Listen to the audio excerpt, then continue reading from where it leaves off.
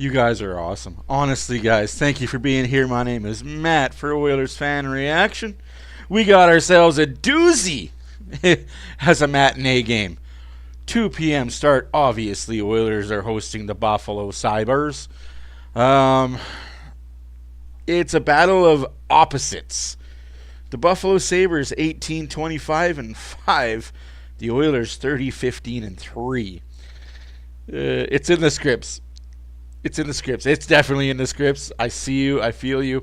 It's one of those games that feels like a trap game, almost like the first Vancouver game. Anywho's, we're going to talk about the trade that happened last night that did not benefit Colorado at the fuck all. Carolina just became a bigger wagon than they already are. And what the hell is Chicago thinking? But hey, it puts to bed the rumors of Taylor Hall coming to Edmonton. We'll talk about that in the first intermission and so much more. I just finished watching the Colorado Avalanche get destroyed by the Boston Bruins 3-1. I guess the word destroyed's a little much, but you know what I mean. That trade last night was, I don't know, desperate. I get why the teams did it. I get why Colorado made the trade. I understand it. I get the move. I understand the move. I just think if you want to be competitive moving forward, that's not the move to make. But you're not wrong, Bunny. You're not wrong. I'm with you on that one, man. I'm absolutely with you. I think that just pushes Carolina, if they weren't already a favorite, to be the favorite in the East. But a lot of hockey still left to play. A lot of trades still left to be made. There's now that rumor mill of Crosby to Colorado. I don't see that at all. I don't think Crosby's going to do that. You know what? That would be cool. That would be something special, Bunny. That would be something special. I was in the building in Carolina Game 7 when the Oilers lost 2-1 to the Carolina Hurricanes that day. Very sad moment for me, but very good one too. Like, mixed emotions, right? Like, I was happy to be there, happy my Oilers were there. Sad, obviously, that, to be honest, the better team that day did win. Carolina was the better team going into that series. Carolina was the better team throughout the series. I think it would have been different had Rolison been the goalie, but obviously, Rolison got hurt by Bergevin in the first game, and we had Ty Conklin come in, and then UC Mark. And UC played great. There's nothing we can say about UC. He played great. He did what was expected of him.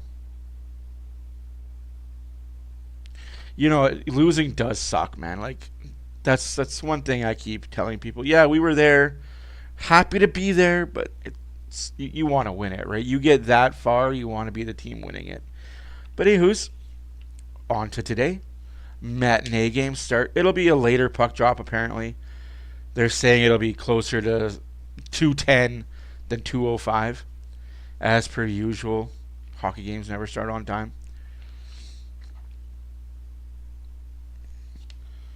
Final game, Connor McDavid is going to be missing. But I hear David O'Connor might be making a appearance in the third period. It's the gift that keeps on giving, eh?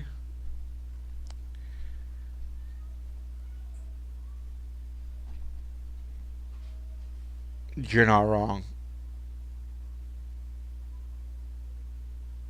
Afternoon Epic, afternoon Lubo. Like I said, holy schneezy. Yeah, like I said, you guys are going to hear a lot of noise coming from upstairs. I apologize for nothing. That's what happens when you have kids. So yeah, that's why I don't like to do the afternoon streams, but sometimes we do things we don't want to do. Working on my Hut team right now for NHL 25, looking for the Connor McDavid Team of the Year card. I got the Team of the Year Draisaitl card during a video I was doing. I kind of just clicked on the game, and that was the card I got, which is pretty cool. Happy about that.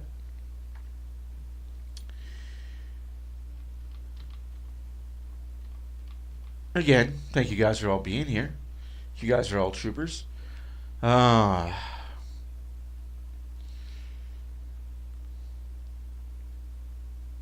Wish there was like I can't wait to dual stream on YouTube and TikTok and have the cross platform. That's coming up in February, maybe March. We're going to see how things line up. Yeah, a TikTok post I posted kind of blew up, and I might have gotten a little bit of trouble. Can't say for sure. We'll see. I'm hoping so. Like, I'm not going to say soon, but this channel will be big.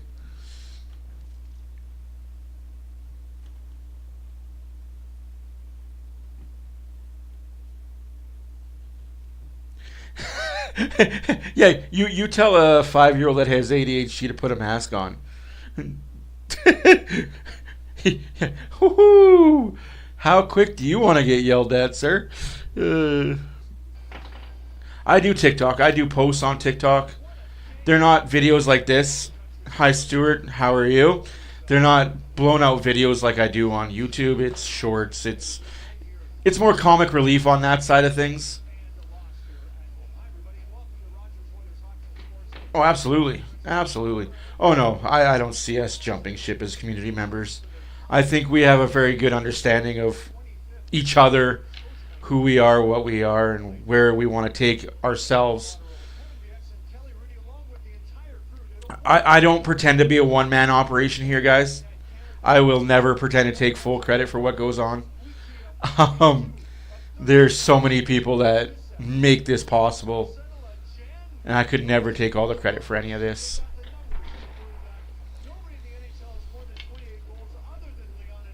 $35 goals for Draisaitl. Like, that's insane.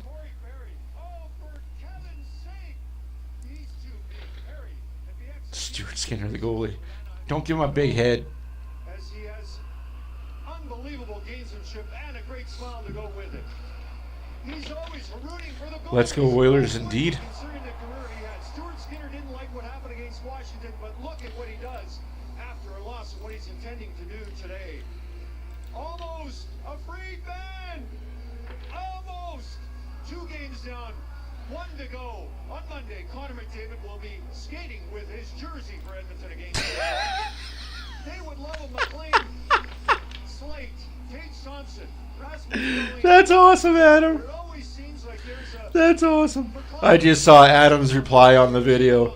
Sorry, Chicago clearly won that trade. Yeah, they definitely did. But yeah, let's be honest, guys. That trade was so bad. Renegade, you're not wrong. 2026 finals or 2006 finals. What do you mean, what confirmed? It's the Oilers and Sabers right after the break. Rogers, Oilers hockey on Sportsnet. Yes, guys, it is confirmed for all people that are wondering that care. Evander Kane is not coming back this year. He is on LTIR for the season.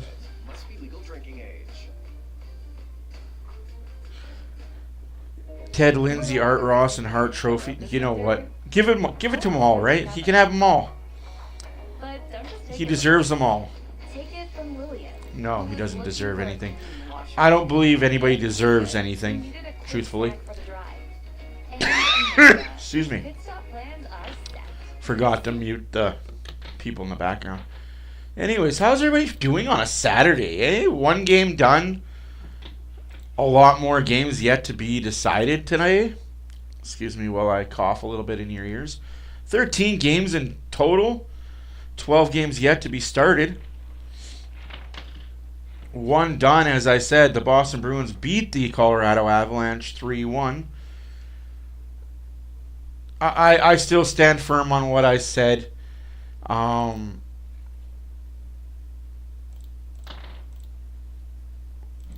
Blackwood didn't even play today. I don't know when he plays. It's almost like he plays every other game or every 4 or 5 games, however you want to look at it. Which is what it is, right? Yeah, he's definitely in the lead for MVP. Well, when you've got second in points but first in goals, and just like that, we're going to turn on the sound for America the Beautiful. Remove your hats and join Edmonton pop and R&B artist Ted G. Pop and R&B artist? What? National anthems. I don't like that at all. Oh, say, can you see by the dawn's early light what so proudly we hailed at the twilight's last gleaming, whose broad stripes and bright stars through the perilous fight for the ramparts we watched were so gallantly streaming, and the rockets red glare, the bombs bursting in air gave proof through the night that a flag was still there. Oh, say does that star-spangled banner yet wave for the land of the free and the home of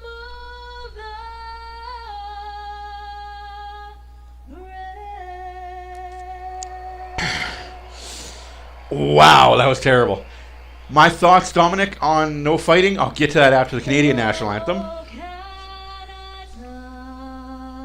our home and native land, true patriot love in all of us command. With glowing hearts we see thee rise, the truth knows strong and free. From far and wide, oh Canada, we stand on guard for thee. God keep our land glorious and free. Oh Canada, we stand on guard for thee. Oh Canada, we stand on guard for thee. Honest question, has any of you guys ever heard of this woman before? Well done. And we're Have any of you guys ever heard of her before? the Edmonton Oilers and the Buffalo Sabers, two teams that love to get up and after it and make life miserable for the goaltenders. Today, Buffalo will All right. go James Reimer. My thoughts The usual on starter. Perry not fighting. Smart. Luke and him. Yeah, I'm not afraid to say it. There was no need to fight there. Your team was going to be taking a penalty already. Like, I can't remember who tripped the guy. I think it was Stetcher or Kulak. One of the defensemen was already going to the box for tripping. There was no need to fight there. So I have no idea what that dumbass was doing, even dropping his gloves and swinging. He should have got a 5-minute major for the fight. But I like that Perry was composed. I love that. And I love him going after Hughes. Sorry, Vancouver fans, you guys want to bitch and complain. Hughes shouldn't have joined the pile. You don't want to get tackled and beat up on, don't join the pile. Don't join the scrum. We are underway in Edmonton. Bad giveaway to start the game. What a save by Stu Skinner. Blow the whistle, ref. You're right there. You're standing right there, you dummy. Oh no, we don't have him again. Turned away. Henrique started with Hyman and Skinner. We got him again, folks. Defensively, your starting lines brought to you by Scotiabank, believing there's a place for all Canadians in Canada's game. Honestly, This was close. what a save by Stu Skin. Bad giveaway early. Their best period by far this season, and they come after you quickly. Good save by Stuart Skinner. Kind of sprawled to get into the way. Kulik with a nice pass right into Tage Thompson. We've seen him walk around goaltending. Buffalo's got skill, guys. They just don't have goaltending. But Skinner, They've got skill, just no goaltending. Everyone, didn't we? These two teams love to get up and after it. We expect lots of scoring chances today. Zach Lots of goals today, apparently. Sabers off the draw, twisted around by Peyton Krebs, and now Owen Power flubbed one, and it almost led to a break. Offside. Going the other way for Podkolzin as it is. Icing whistled against the Sabers, who dropped 4 of their last 6. And Louis, this My is a bad, not the team same guy. that can't seem to get out of its own way in terms of prolonged losing streaks. Decent start this year. Barbershop, I honestly like the odds of that, honestly. I'm going to be honest with you guys. I think we're going to see Reimer back to his Toronto days when he was Optimus Prime. And I actually have ties to Reimer by the way. Cool little story, but again this year putting those stretches together. cool little wedding story. How long is Lindy Rose? He's going to play like Optimus Prime again like he did when he was the Toronto Maple Leafs goalie. He was there for Louis DeBrusk's first training camp. There you go, yeah. Just got that feeling. Track him down on the run. I could be wrong too. Vasily Podkolzin.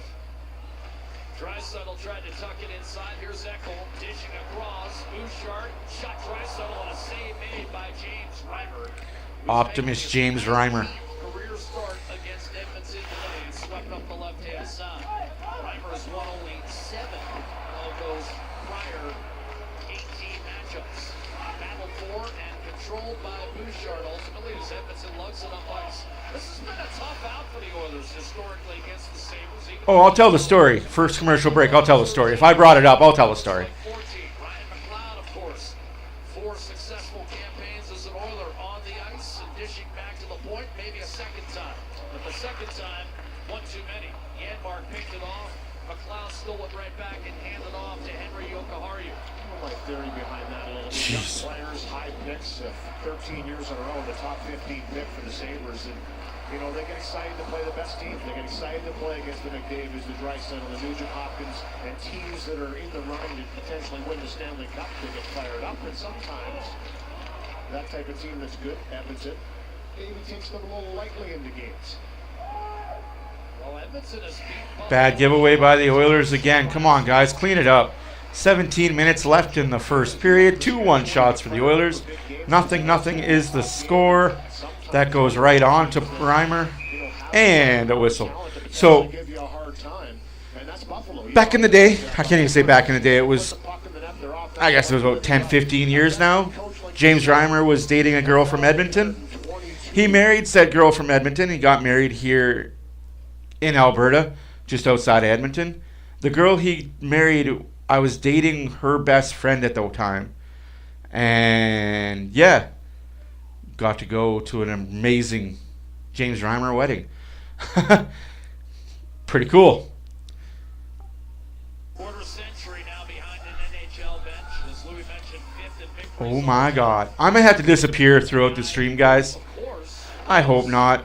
the head coach But- here in Buffalo for 16 years in his first run, which included a Jack Adams in 2006 and a Stanley Cup final. Shot blocked. Stick around for that long. Power with a nice little block there. Or was that Bo Byram? Yeah, pretty cool. Like, I've had a pretty cool life. Perennial team at that time, as everybody thought was a team each year could win it I've done some pretty cool shit. since he left, but Adam, playoff push starts now. They go 40-0 the rest of the way. Epperson and a turnover, and now it's Zach Benson handling for Buffalo. They win 40 straight games, make it into the playoffs, A little deceptive, 2 empty netters. win the Stanley Cup. The Flames in that game. Jeff Skinner tried to center, picked off by Owen Power. Wouldn't that be a Disney story to make, eh? 26, but as has been the case so many times this season, didn't get the extra save. 27th in save percentage I might have to pay attention to my phone a lot more than I usually do. Noah Phil. Just, yeah, this kid's going to be something else. It's a reset for Edmonton. We come up on 4 minutes having lapsed in this first period. The Oilers 30, 15, and 3 on the season. Can take over sole possession of first place for the victory. Diane, that's not even fair. Arvidsson punches it through the neutral zone. Yokoharu a second time. Got it through to Dylan Cousins. Dropped it off for Jacob Bryson. Now Zucker trying to hit Bryson, cutting toward the net. That was off target and taken by Bryson. Oh, there's definitely that. Connor McDavid, in terms of the 3-game suspension, the Oilers are 3-2 this year without their captain. Arvidsson back. Could they go 4-2, or are they going to be an even 3-3? Draisaitl needs to shoot, not Arvidsson, sorry. Arvidsson needs to shoot that puck. Not look for Draisaitl there. By Cousins, carried back in Stetcher. Forearm that one down low, looking for Pokolzin. Beck Malestein overskated. Yeah. A second chance. Shannon is hilarious. I love what Shannon brings. Like, guys, there's so many really cool hockey content creators on YouTube. Shannon being one of them. Yeah, if you guys don't know, Shannon is the hockey guy. He puts a lot of effort into his post games, and he puts a lot of wow, that's pretty cool. McDavid and Klingberg going one-on-one with each other. That's fucking cool to see. I wish I was recording this game, but I'm not because I'm an asshole.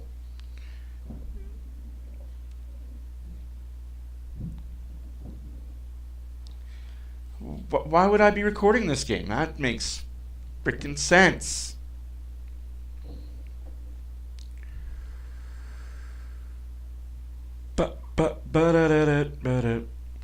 So yeah, I just missed out on all of that. Cool.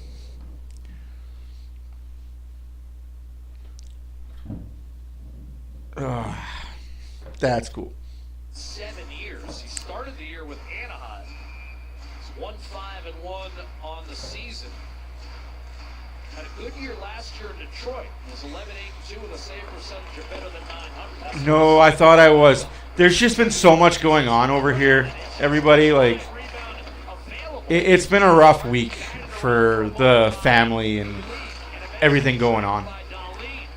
Just a lot of stuff going on behind the scenes, but hey, I come on here cheery-eyed, smile on my face, and act like life is fine. Oh, that would be funny. San Jose Buffalo final, write it down, 2025-26. I mean, that could be a final in a few years. What a tip by Adam Henrique, just wide though.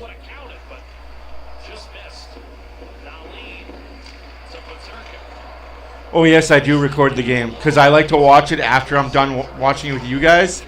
I go upstairs and I watch it and I say, wow, that happened. Okay, that happened. Because I do miss things because I'm looking down at a computer screen, looking up at a TV. I do miss things from time to time. Very rarely, but oh, what a pass. Here's Hyman. Gives it back to Perry. Perry! Ooh, that looked dangerous. Oh, fajitas are fun to eat.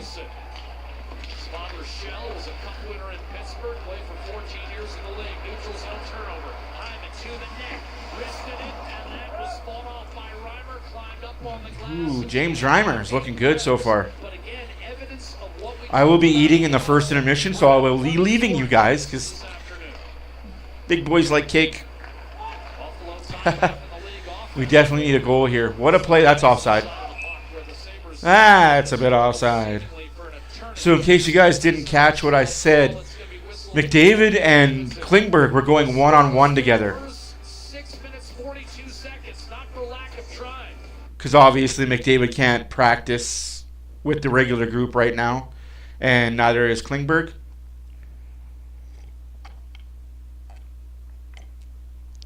When they get off the ice, they stay out there for a bit more. Absolutely, we did finally get all the teeth come through that were supposed to come through. That's a positive. So we might get a few nights sleep here coming up. What's good, brother? How are you? I'm actually looking forward to what we're 4 days away. I'm sitting on pins and needles 4 days, man. Hey, Northern, how's it going? McDavid won the battle, but of course, McDavid won the battle. Like, it's Connor McDavid. I think he wins every one-on-one battle in practice, except for against Leon. I've seen those two battle in practice live. The circle drill live. Wow, those two are competitive as fuck. Excuse my language. I love going to Oilers practices when I was a season ticket holder because you can see the actual, like, how they are against each other. And when they do the one-on-one circle drills, if you're a hockey player, you know what the one-on-one circle drill is. It's basically you have one puck, you're in a circle. The circle could be as wide as 5 feet, as small as 2 feet, and it's just a battle. You fight for the puck. It's just a big game of keep away. And when McDavid and Draisaitl go up against each other, man, they are hacking each other. They are hitting each other. They both want that puck. It's pretty cool to see. But then at the end of it, they're both smiling and laughing at each other. It's kind of hilarious. Season ticket holder is a guy that goes and spends $10,000 a year to go to every game. Buffalo as well as on the road in New York. Oh. He was a little kid. Buffalo was his team. And I talked to him today and he said, He spends lots of money to go to every game and gets perks, like goes to two or three open practices a year, 2 private signings a year. It's pretty cool. I thoroughly enjoyed it when I had that kind of money. But then you get kids and you don't have that kind of money anymore. Kids kind of take a big chunk of money out of the budget for a lot of things, and that's okay. I don't mind that at all. I'm with you. If only I had $10K too. But kids are worth it. Yeah, you're right, Diane. Now it's like 40, 60K. Yeah, it's gone up.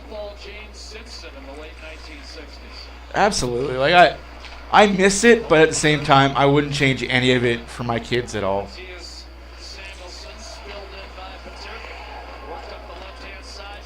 Sucks being a brokey, but you live within the means you have. Man, it's 6-0 shots for the Oilers. 12 minutes left in this first period. 7-0 shots for the Oilers.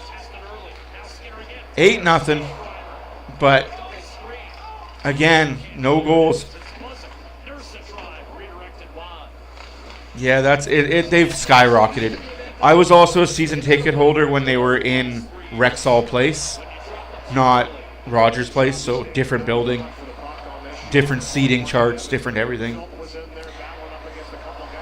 A lot cheaper back in the day.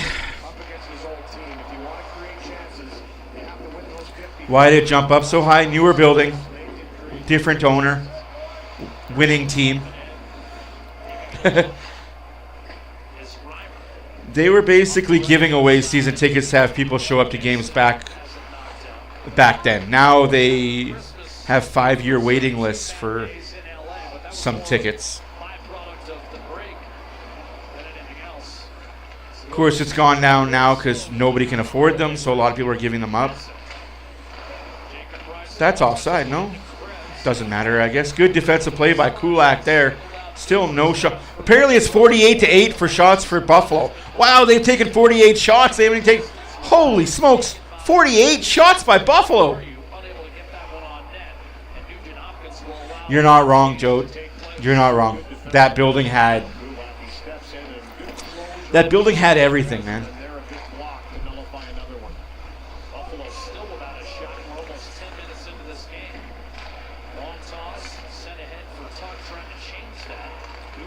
Right? Epic, right? Everything was cheaper. Food prices were down. Ticket sales were affordable. But hey, what do you want? Do you want to be able to afford to go to every game or have a competitive team? Winning. Sacrifices, right? It'd be cool if we could have best of both worlds. Be an American team, affordable seats, and have a team that wins. Carolina, Florida, and whatnot. A hot tub where? so sure. Oh, absolutely. Where was the hot tub? Which arena? Because I can either confirm nor deny it, depending on what we're talking about. Hot tub. Just past the midway point, that is a huge trade.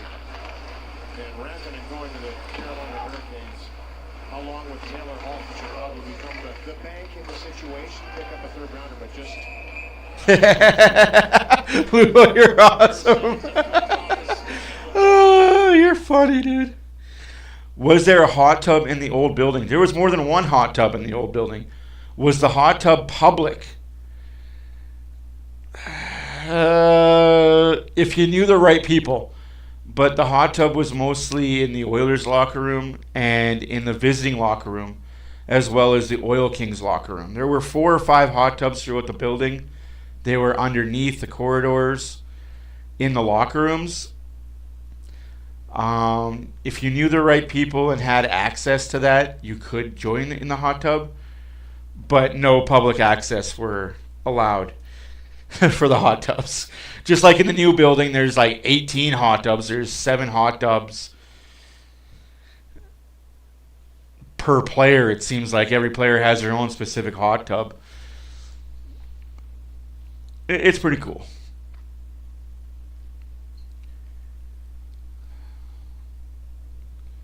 Like, I will say the new arena has a way better home dressing room than the old arena is. The old arena's home dressing room is the same size as the away dressing room now, if that helps about size. I love the way the home dressing room is. It's huge. Like, it is huge.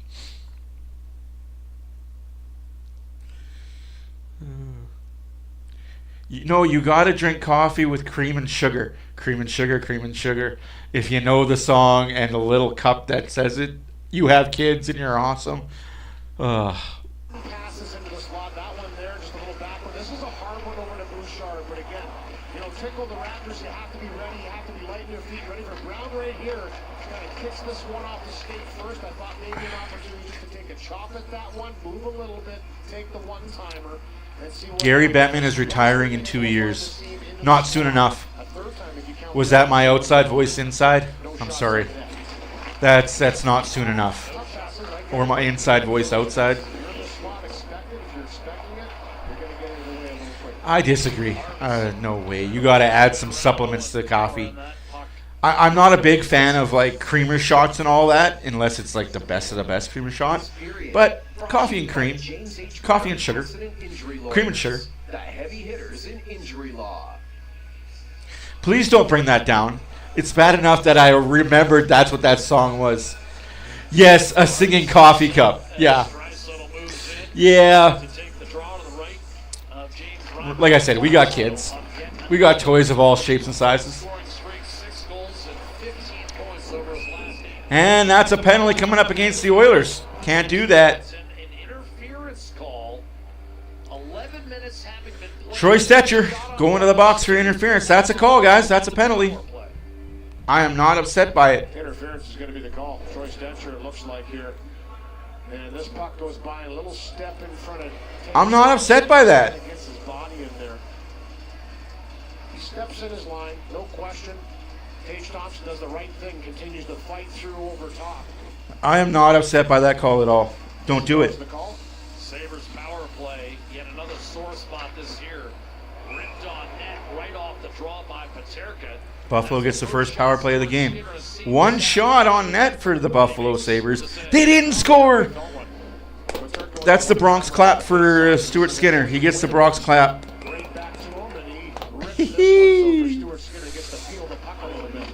Buffalo chicken wings.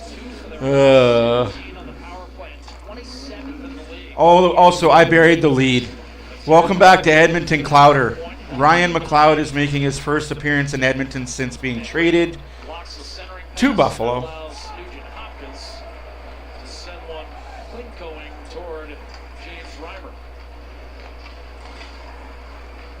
For Matt Savoy. I think the Oilers won that trade. Matt Savoy's a player. What a save by Skinner. Oh no, that was a block by Kulak. Whistle. Did that hit Zucker as well? Ooh, it got Zucker in the face. That's kind of hilarious. It got Kulak in the skate, Zucker in the face. Ooh, daddy, that's gotta hurt.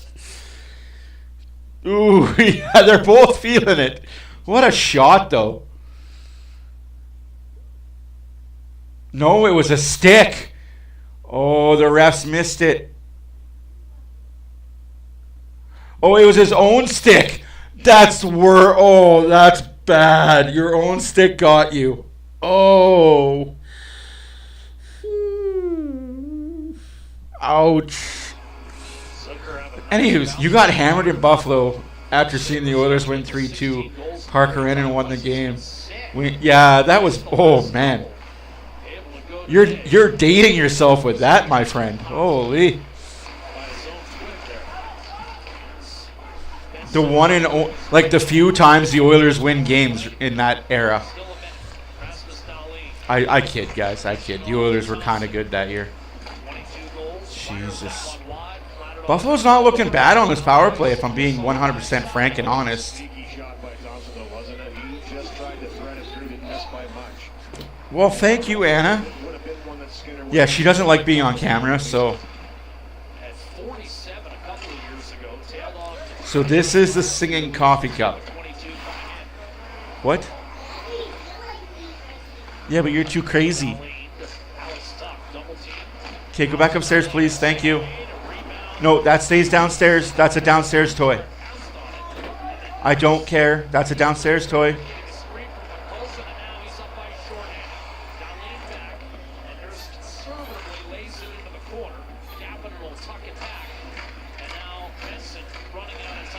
Five-year-old feral little children.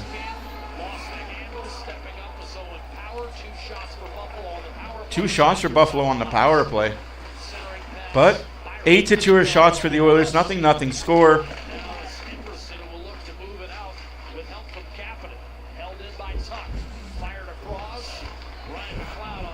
It should be. It's 75-24 for the Oilers. Domination. Also going on today for people of the hockey world. Saturday night WWE pay-per-view. And then next week is the Royal Rumble. The Rumble that royals.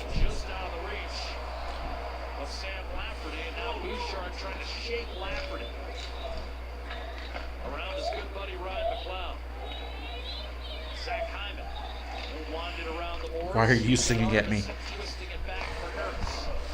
There's no on-off button for this cup either, so if you shake it, it sings.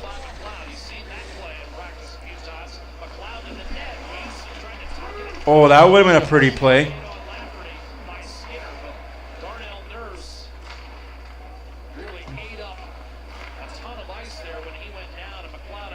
I will make it sing.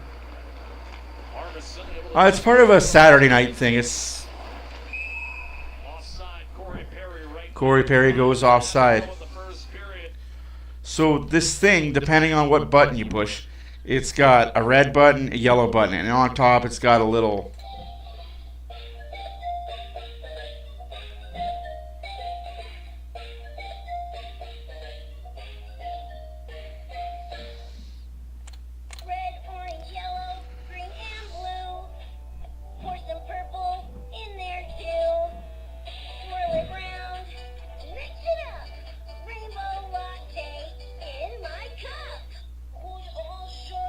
And then it speaks French.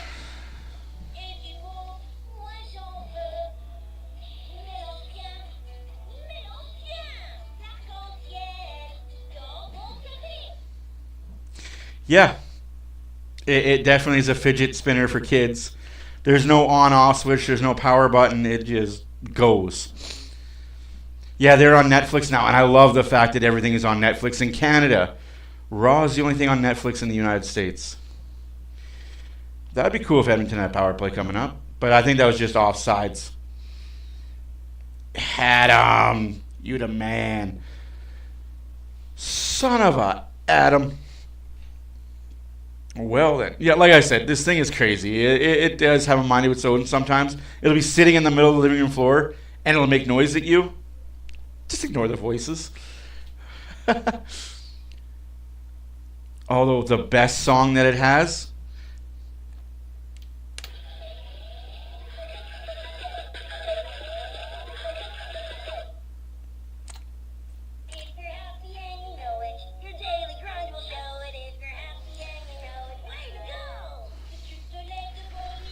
Yeah, it goes on and on. On and on. On and on. Four Nations is not going to be an epic showdown. If you play NHL 25, did you see their overall ratings for all the rosters? USA is the only roster that's a 99. Get the heck out of here with that crap. It is going to eat now. Right, Luvo? What a play by Buffalo there.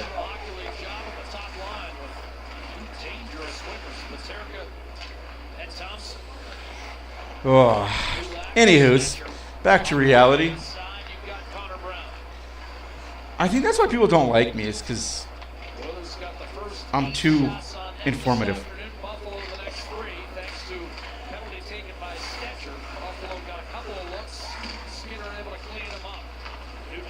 Bad giveaway by Hopkins there. Come on, man. You're better than that.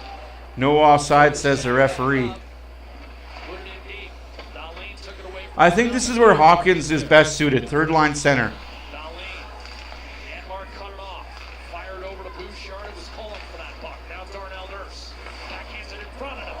Oh, Connor Brown just backhands it high and wide and out of play. Woo! I don't know how they're 99 overall, but I saw that and I was like, gosh, dang, they're 99 overall. And Canada's like 91, 92. Yes, they definitely mess with that as well. It's kind of crazy. And you like to see, that's what I'm talking about. When the puck comes to you, be ready for it, be ready to shoot. And that's exactly what you got robbed, but it was a good chance. See the long dry spell. We got 5 minutes left to go in the first period. Nothing score. 9-3 are the shots for the Oilers. I'll have to look at it, but I think they're only 92. I'll turn my Xbox on for the first intermission, and I'll recheck that to make sure my facts and figures are correct.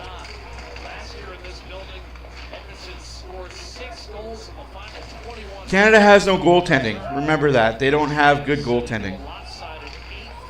Their goalies are Thompson and Hill. I don't like the fact that Canada is very Vegas-centric.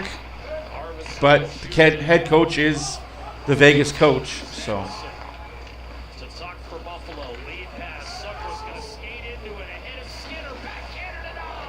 What a save by Skinner. What a save by Stu Skinner. Wow. What a save.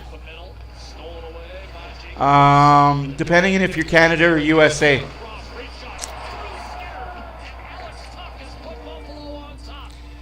Yep, just like that, though. Buffalo scores.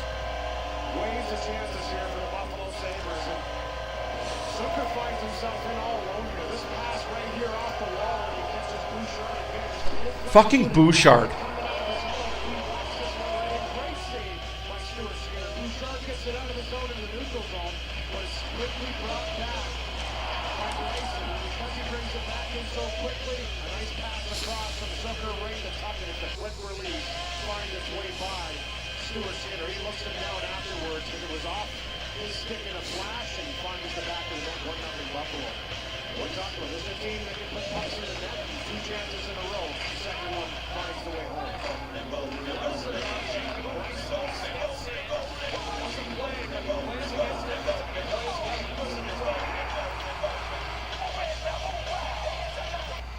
And just like that, we got a 1-1 hockey game. Jeff Skinner with the goal. Woo-hoo! Like my head shaved. Like a Jumanji. Sorry, wrong song. And I agree with you. Brunson's had some good games against the Edmonton Oilers. Maybe why they threw him into the lineup and got him.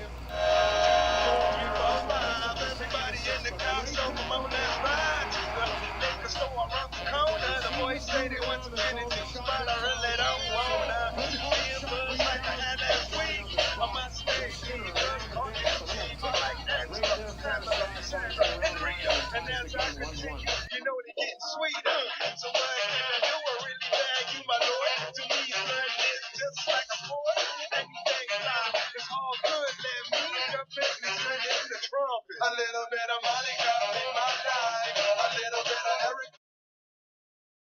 That's insane, brah. Jeff Skinner, save on boots. He's giving away their first prize. Kulak, a steal, will bump it down low for Adam Enrique. Corey Perry to settle it. And a bad giveaway by the Oilers again there. Out the reach. But Buffalo fails to get it out. And Perry back to work. Here's Zach Hyman. Trying to Depends on what game as well. His 8th goal of the season for Jeff Skinner. Assisted by Emberson. by Kulak. Skinner for Emberson. 1-1 is the score. Alex Tuck. That put Buffalo in front. Nurse to Nugent Hopkins. 2 minutes left to go in the first period. 11-5 of the shots for the Oilers. 1-1 is the score, unfortunately, for Edmonton. And fired off the boards. A launching play. Hopkins, leave. Leave, Hopkins. Hopkins, leave. Leave. Wide open net, you missed the net. Leave. Hopkins, leave. Can't believe he didn't put that one home. He's asking his I got to be careful what hand I use because I don't want to get in trouble like Elon Musk did. Just leave. No, that's exactly it. Hopkins needs to bury that. That needs to be a goal. Right out off the stick of Reimer, right to Nugent Hopkins. That's. Right there, it's Owen Powers. I don't care. That needs to be a goal. With the heel. Or Nugent Hopkins thinks he's got a clear open net and just takes the heel and a good save by Powers. Tuck got the goal for Buffalo, his 16th of the season. Down with a little bit of a goalie position, but he makes the save. I wonder also in terms of a bubble That Reimer just- was thinking belly down and completely out of it. That needs to go in. Well, No excuses. was answered. Owen I get they blocked it, but that needs to find its way in the back of the net. Jesus. Draisaitl. Shot save made by Optimus Rhyme. The Sabers continue to make life Go upstairs or difficult lay down. under. I'm not dealing with your crap either, dog. 1 minute remaining in the first period. 1 minute remaining in the first period. Thank you all for being here. My name is Matt for Oilers Fan Reaction. If you haven't already, push the subscribe button, push the like button, share it with all your friends, your frenemies, your buddies, your family. Share it with everybody. Expected lots of chances at both ends. Oh, man. That's been Thank you, delivered. Jay. You go take care of her, man. You go spend some time with her. That's awesome that she's back home. 8-4 Edmonton. As we Shots are 12-5 for the Oilers. Center taking a pass from Nurse up the gut looking for Phil. 37 seconds left to go in the first The period. reason I mentioned Bryson, his last goal came against Edmonton 45 games ago, last March. This is an icing call whistled against Buffalo. Pizza 73, Edmonton's home. Oy, oy, oy. Hunger happens. Order on game day. Pizza 73, the official pizza of the Edmonton Oilers. Official pizza of the Edmonton Oilers. Mwah. Another good chance created off a good stick and forecheck. Yeah, it was a nice play by Power. It was, but still, that puck needs to find its way. Empty net, that needs to be a goal. But that's what happens when players are really holding on to that stick real tight. Reload in the neutral. And that's what Hopkins is doing right now. Samuelson desperately got back and may have cut off some of the angle for Draisaitl. In terms of being one-on-one. 10 seconds left to go in the first period. Looks like it'll be a 1-1 tie going into the first, which I'm okay with. Large humans. Could be a lot worse. It could be 1-0 Buffalo. Could be a heck of a lot better, too. So after 1-1 is the score. Tuck gets the game going. And then Jeff Skinner ties it up, his 8th, assisted by Emberson. First intermission, what do y'all want to talk about? Now, I know what y'all want to talk about. You want to talk about a trade. You want to talk about a trade that had nothing to do with the Edmonton Oilers. Isn't that right? Absolutely.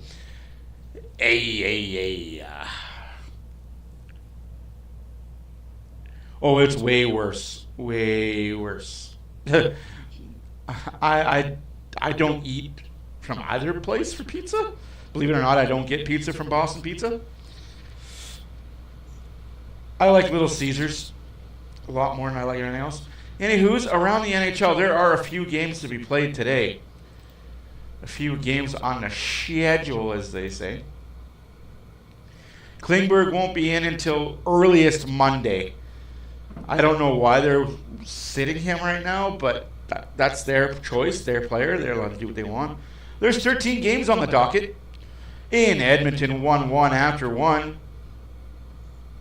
After one, Penguins nothing, Kraken nothing. Games yet to be started, 5 o'clock. The New Jersey Devils are in Montreal to take on the Canadiens. The Toronto Maple Leafs are in Ottawa to take on the Senators.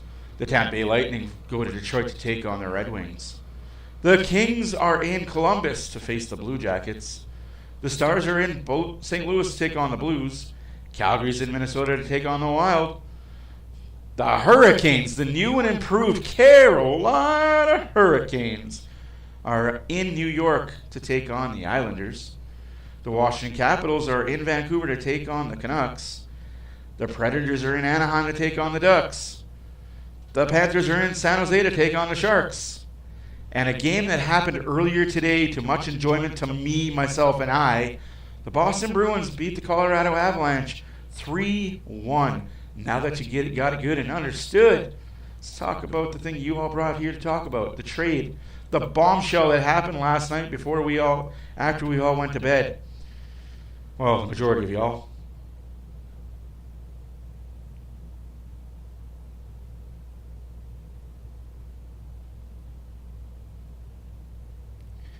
Yes, so whoever the trade. Let's talk about the trade. The blockbuster trade. Oh, I'll bring up the graphic just in case y'all didn't see. In case y'all didn't see the video I made today. The trade was Carolina sent Jack Drury and Martin Necas to Colorado for 2025, 2020 second draft pick and a 2026 fourth round draft pick. Colorado sends Mikko Rantanen to Chicago.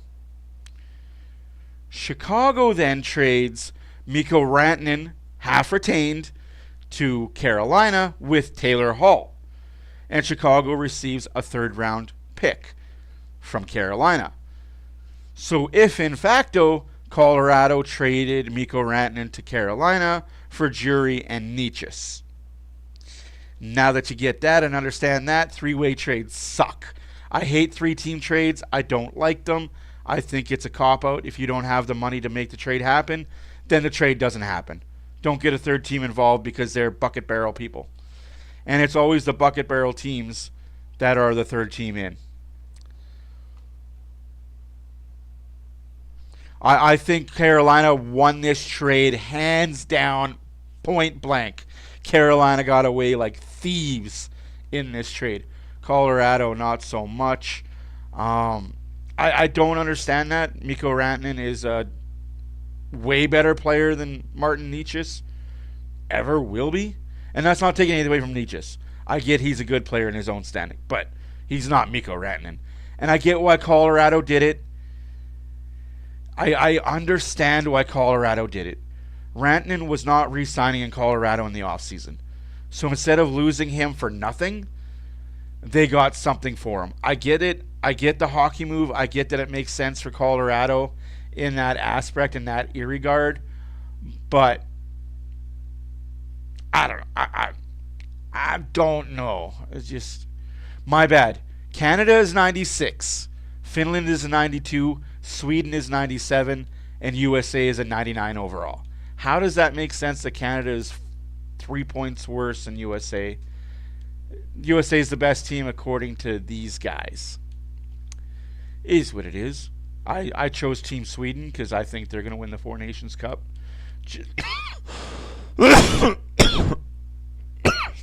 Just my personal opinion.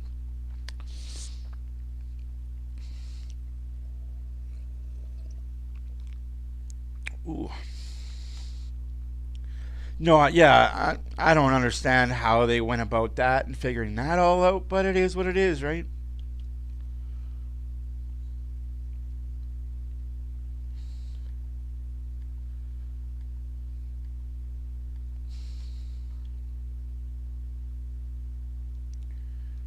Ooh, apparently we get free stuff. That's a lot of Team Nations. Oh, I like that.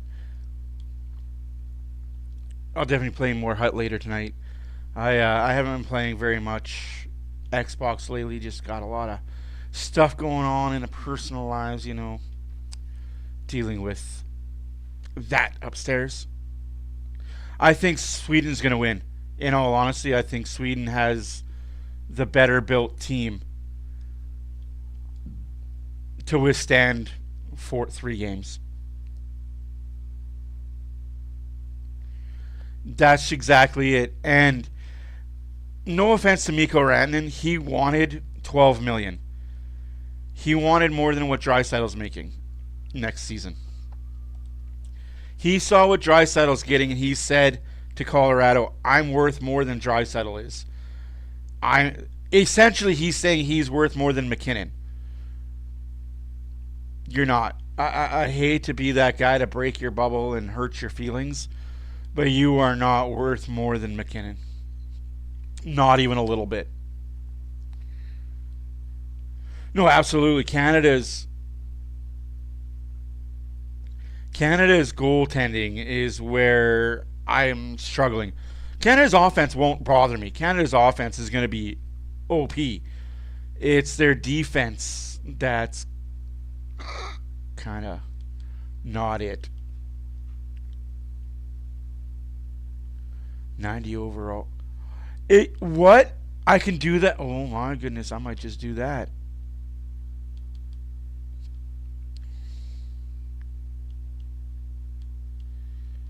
If if only I had that Connor McDavid card, I'd be able. But I do have this Connor McDavid card.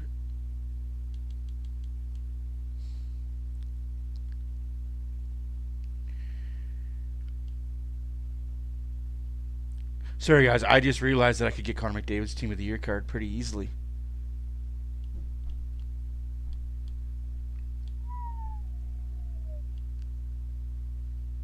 Don't mind if I do.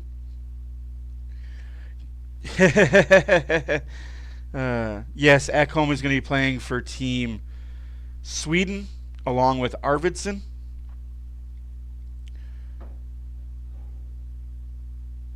I will tell you the rest of their lineup.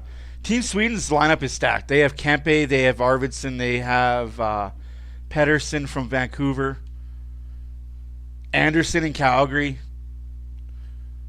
Their lineup is actually really good.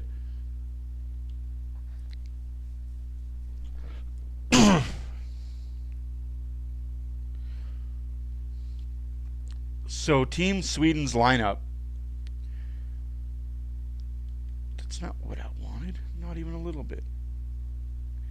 Victor Hedman, William Nylander, Rasmus Andersson, Elias Pettersson, Zibanejad, Brodin, Carlson. Well, might not be Brodin now because unless he's healthy. But yeah, William Carlson, Dahlin, Philip Forsberg, Joseph Bratt, Eric Carlson, Lucas Raymond, Matthias Ekholm, Kempe, Eriksson Ek, Leo Carlson, Lindholm, Arvidsson, and the goalies for Team Sweden is pretty cool too.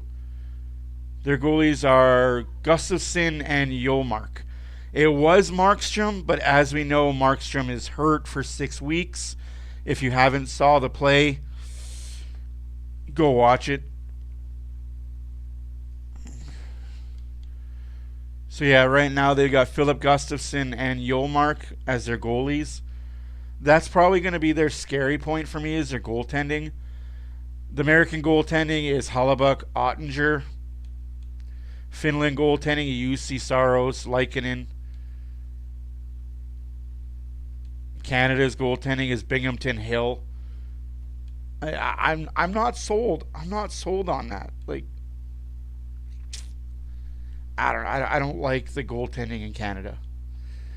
Like I said, the goaltending is very Vegas. It's very defense is very Vegas. Our forward group is very Vegas loaded. Like, I get your coach for Vegas, but there's other teams to kind of look at. Any Hoosies.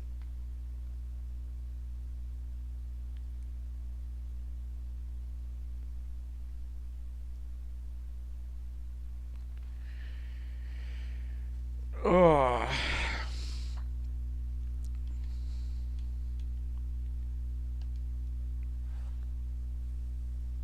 I agree, Renegade. I completely agree with you on that. I think he absolutely should be. I think he should do a Brett Hall. I think that he should pull a Brett Hall and play for the team that he was born into, not the place he lived. Barkov is Finnish. Yes, he was born in Russia but plays for Finland. So he plays for Team Finland. It's a lot to unwrap and a lot to digest. We got 5 minutes left in the intermission. I am going to go grab a couple bites to eat. I don't know what I want to eat, but we'll go from there. I'm going to have to use your your images you created, Diane. I just got to find time to put them in. Might use that time later on this afternoon to do so. Oh, no, you're good. You're good. You're absolutely good. I understood. See, I got it where I understood where you're going, and I understood you. Hey, Dan, how's it going? Hey, everybody, how you guys doing on a Saturday afternoon at 2 o'clock? Great being here. Glad you guys are here enjoying the day with me. Like I said, it's 2 o'clock in the afternoon. Well, now it's 2:55. But yes. I think this is the first time I've turned my Xbox for longer than like 5 minutes. It sucks, but it is what it is when you have kids. That's why I don't understand these gamers that spend 12, 13, 14 hours on games for streaming. Just, I don't know, that's a lot of time to be wasting on a video game. Once upon a time, I was that guy. I wish it was a later game too, man. I completely agree with you. I wish it was a later game too. Enjoy the Ritz. I'll be back.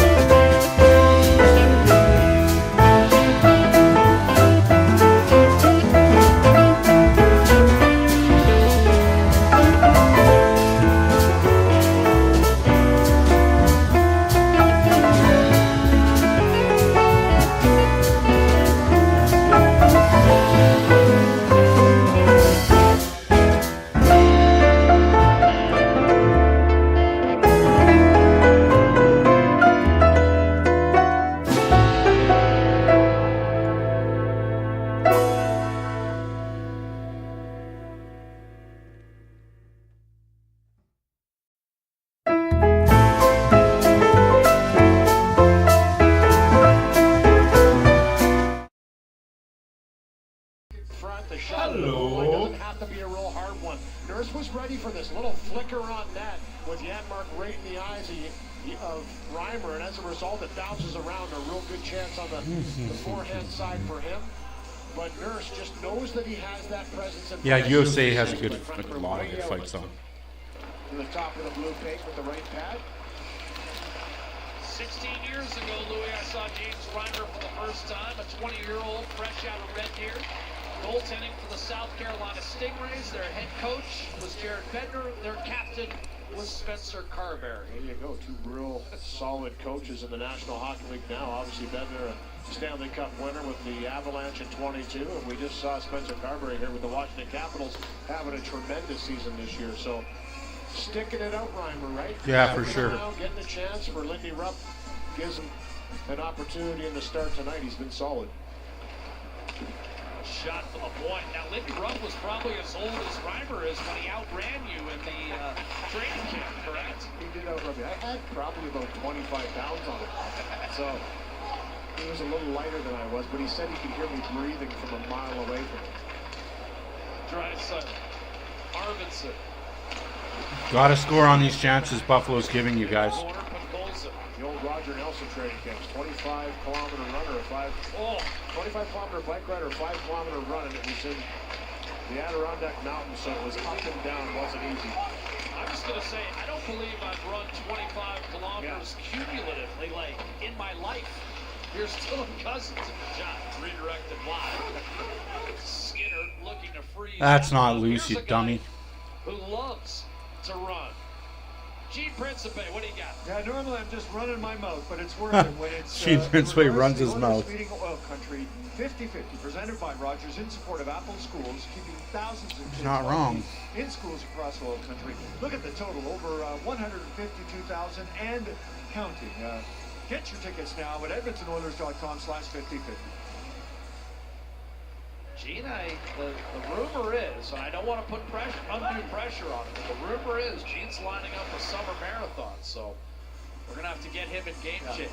Is that true, Gene? Have you Yes, committed? Jack. Yeah, well, now I'm committed. Now that, millions of people have just heard you bring it up on regional Oilers hockey. Yes, I'm considering. I ran it in 2023. I ran the marathon, and now I'm going to try and run it again this summer, but I'm going to start training in about March, and I'll keep everyone up to date, as I'm sure they would like kilometer by kilometer updates on what I'm doing. Just try and stay in shape. Well, he's always running, so it won't be much of a change for him. Maybe a few more kilometers a day. There's a shot that pinballs Skinner inside just off. makes 2 amazing saves again. That's awesome, though, Gene. Go get it. On the other hand, Louis and I 2 amazing saves again by Stu Skinner. Well, but we also offer him copious amounts of food. The Oilers defense is letting in a lot of bad chances. Zach Hyman at the blue line. Sabers go on the counter. It's Krebs. Benson. Tuck open the scoring. Tied by Jeff Skinner in the first period. Here's Benson. One-timer off the side of the net. Darlene. And I'm sure you're thinking, Jesus, guys. through. Nope. Can't get through, but it did, and it was a I'm happy to hear it's okay. I'm glad to hear it's okay, Adam. You guys scare me. Turned over by the Sabres. Here's Jeff Skinner. Pestered from behind by two. Speaking of pucks off referees, did you guys see the Jack Eichel goal last night? Darnell Nurse dumps it in on net. Gave Reimer a little poke, and Reimer. I don't know if you guys saw the Jack Eichel goal last night on the power play. Then the Stars are trying to clear the puck down the ice. Referee doing a referee things. I mean, it's not his fault. Get out of the way, though. Bounces off his shoulder onto the stick of Stone, who one touches it to Eichel, one tees it back of the net. Vegas still loses in regulation, doesn't get a point.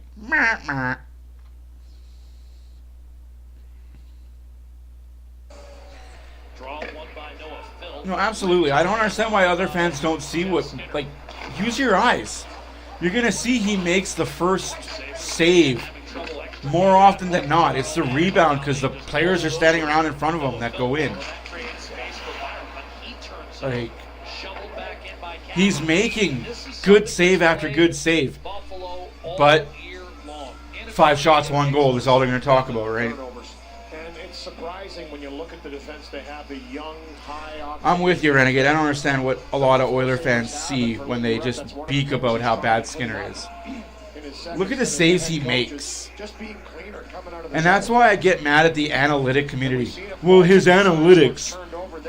Goals above expected. Saves above expected. Yeah, I was expected to be a big hoity-toity person in my life. It didn't happen. You know what I mean? Like, what does that even mean? Saves above expected. Goals above expected. So they're expected to score. Game isn't played on, I expected to take this shot and score this goal. No, it's based on the actual goal and the actual saves. Oh, Jesus. Man, you guys have no luck, man. I mean, you've got bad luck. But, damn. Play by Evan Bouchard, and we'll drop the puck again in the Edmonton zone 4 minutes into the second period. Again, the Oilers... That he did. He was the better goalie in the finals. In the Pacific Division, they leapfrog Vegas and into sole possession of first place for the first time in nearly 5 years. Got to go back to February 2020. It's wild, isn't it? Well, there you go. They've been clawing and scratching. Obviously, the Knights are having a little downturn right now in their play. And Vegas have had a downturn because they're not that good. They rely on structure and power plays. Been able to pick up points in the Pacific Division. Allenstein takes a shot from distance. You're not wrong, Renegade. You're absolutely not wrong about that. Every league he's played in, he's won a title. In their last 8 games, to illustrate Louis' point, here's Bogolson driving in left-hand side. Oh, what a bad giveaway by the Oilers forward. Again, the forwards giving the puck away at the offensive blue line is driving me nuts. You know what's hilarious, though? I have my whiteboard. I got my whiteboard. I will be drawing on it today. Second-year man, still just 19 years of age. Whistled up the left-hand side. This could be an icing call against Buffalo. Unforced error against the Sabres. No, you're right, Lubo. That's why I don't like the analytics and team. I'm one of those guys. I'm going to be point blank honest with you guys. I don't like analytics in team sports. The only team sports analytics belongs in is baseball, because that's really an individual team sport, because it's one pitcher versus one batter. Organization. But every other team sport shouldn't have analytics up the wazoo. Second-round pick. Because there's just too many variables. What a shot. Ekholm almost makes it 2-1 Edmonton. Big save by Optimus Rhyme. Krebs given a second chance. He'll skate it out himself against Evan Bouchard, who was, of course, a first-round pick of the Oilers the year they drafted McLeod. Very good friends on and off the ice. Henry checked his man off the puck, and the Oilers clear it out towards center. Hyman trying to get through Samuelson. This may be on Hyman. Did he get the stick midsection? Samuelson went down awkwardly. I don't know. That would have been both, but okay. He just dug in All right. too deep. Buffalo power play. Not saying that it's a good call, but it's a call. The second one for Buffalo. Yeah, and it's Not upset by it. Time again, like it did in the first period. They had all the momentum, they had things going, and now another one. There's a good save through traffic, though. Ekholm with a solid shot as that puck pops out. Yeah, that's a penalty. Stick gets in, hand comes off, and No, that's a penalty. That's a hook. I'm not upset by it. Obviously, if you feel that stick your midsection, you're going to do exactly that, and hooking is the call. On the forecheck, Can't do it. Just trying to get a jump on the big man, Can't do it. and the second power play goes to the Sabres. Noah Philp on the face-off. Like they say, don't put your stick where you wouldn't put your... And now Maternia in front. 3-on-2 breakaway for the Oilers on the PK.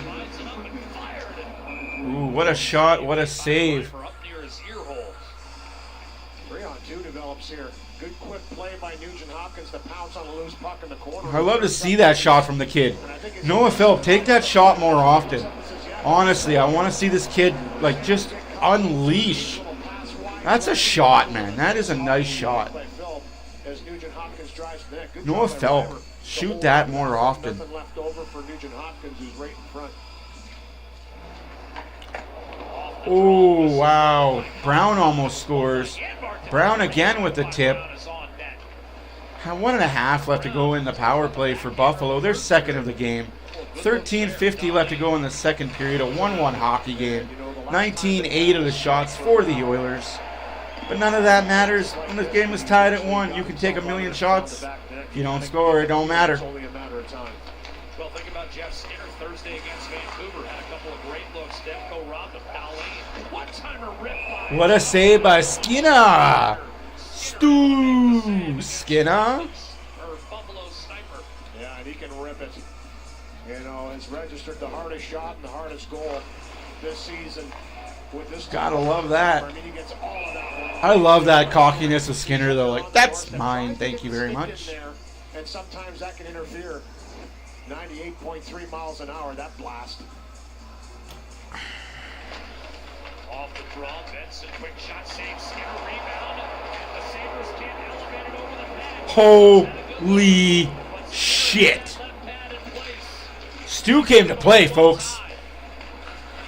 The Skinners are all right.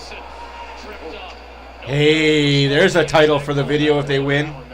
Here's a shot from distance. Redirected wide. Cousins. Would have been a 5-on-3 for about a minute. No penalty. That's good. I don't know why the refs didn't call that. That was clearly a penalty. But we'll take it. Oh, jeez.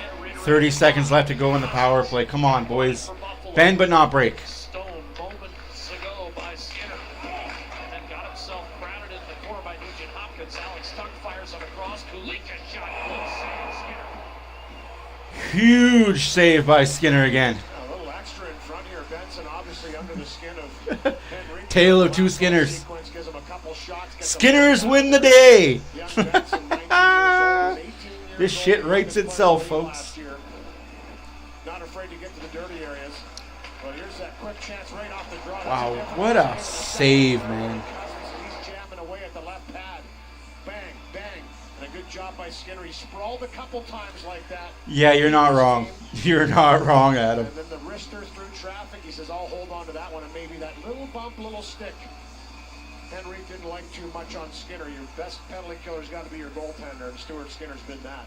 6 shots on Yeah, the no. for Buffalo, a 7th from Power. And a save up near You know what's hilarious, though, is they don't give credit to the Condors for winning the championship, even though they won the championship. If you guys don't know, the Condors won the championship during the COVID years because the California teams and like 1 or 2 other teams were willing to play through it, where the Eastern Conference said, no, our season's done. So ifo facto, because the Condors won that season of playoffs, they won the champion. I don't know what it's called down there. I don't know what they call the championship down there.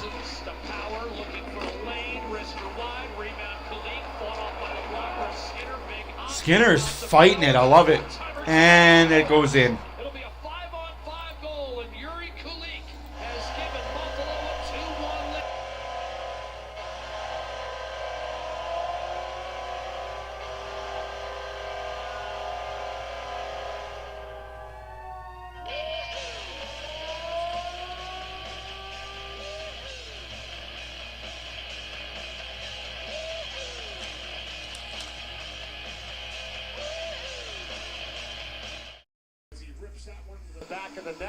I'm sorry, but Skinner can only make so many saves.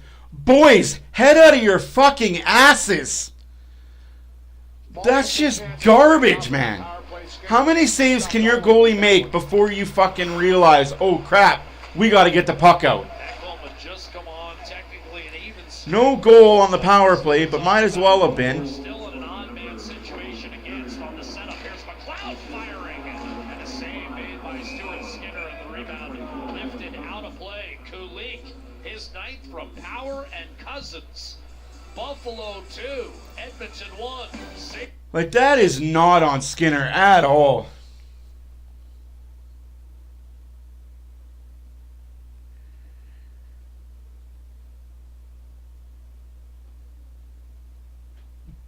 Hey, maybe not the Oilers are down by one. They'll give us a power play.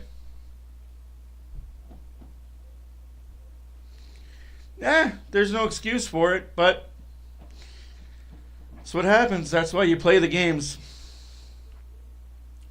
Buffalo beat Vancouver 3-2 before Vancouver came down to Edmonton and got whooped on.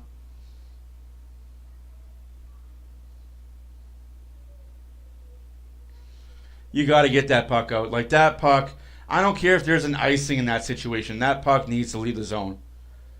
That puck needs to be rifled 200 feet down the ice. There is no excuse for you not to get that puck out. Yeah, well, it's an emotional letdown game is what they call it. It's like when you have coitus. The 5 minutes after the explosion, you're kind of on an endorphin letdown, let's say. That's kind of what hockey games are for the Oilers. They have 2 or 3 really high energy games, and then it's barbershop. The Oilers are allergic to first place.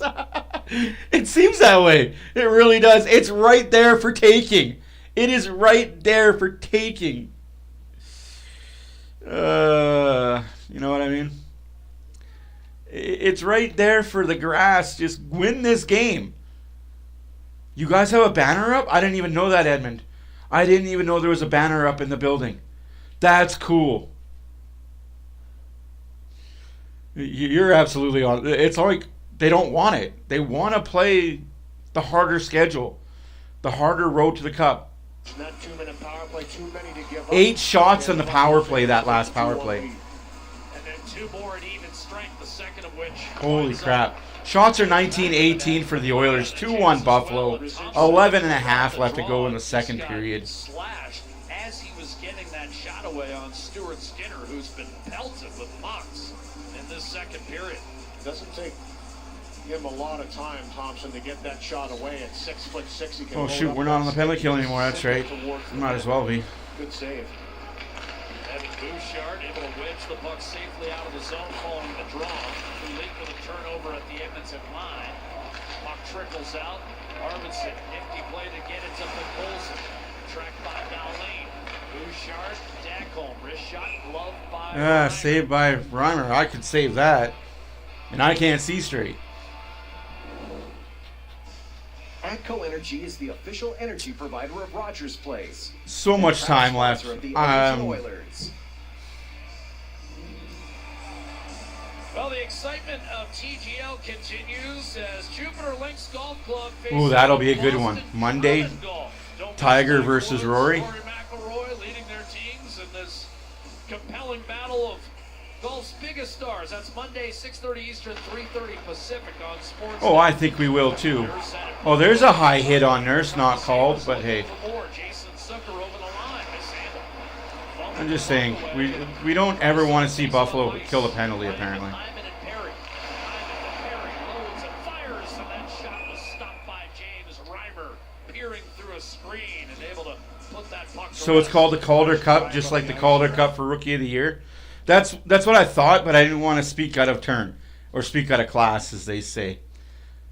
Or as I say, speak out my ass. So yeah, Calder Cup. I thought it was that, but again, I didn't want to be too sure about the Calder Cup rookie race and the Calder Cup 8. It's so stupid. Why can't they just name it something better? The other night that he had, I mean, it was a rocket. Imagine that. You win the Calder Cup as a team. You played your team, won the Calder Cup, and you win the Calder Cup as a rookie. You have 2 Calder Cups. Yeah, it seems like they don't get power plays against weak teams. Or should I say weak American teams? I can't say weak teams in general. But weak American teams, it just seems like power plays in the Oilers don't exist.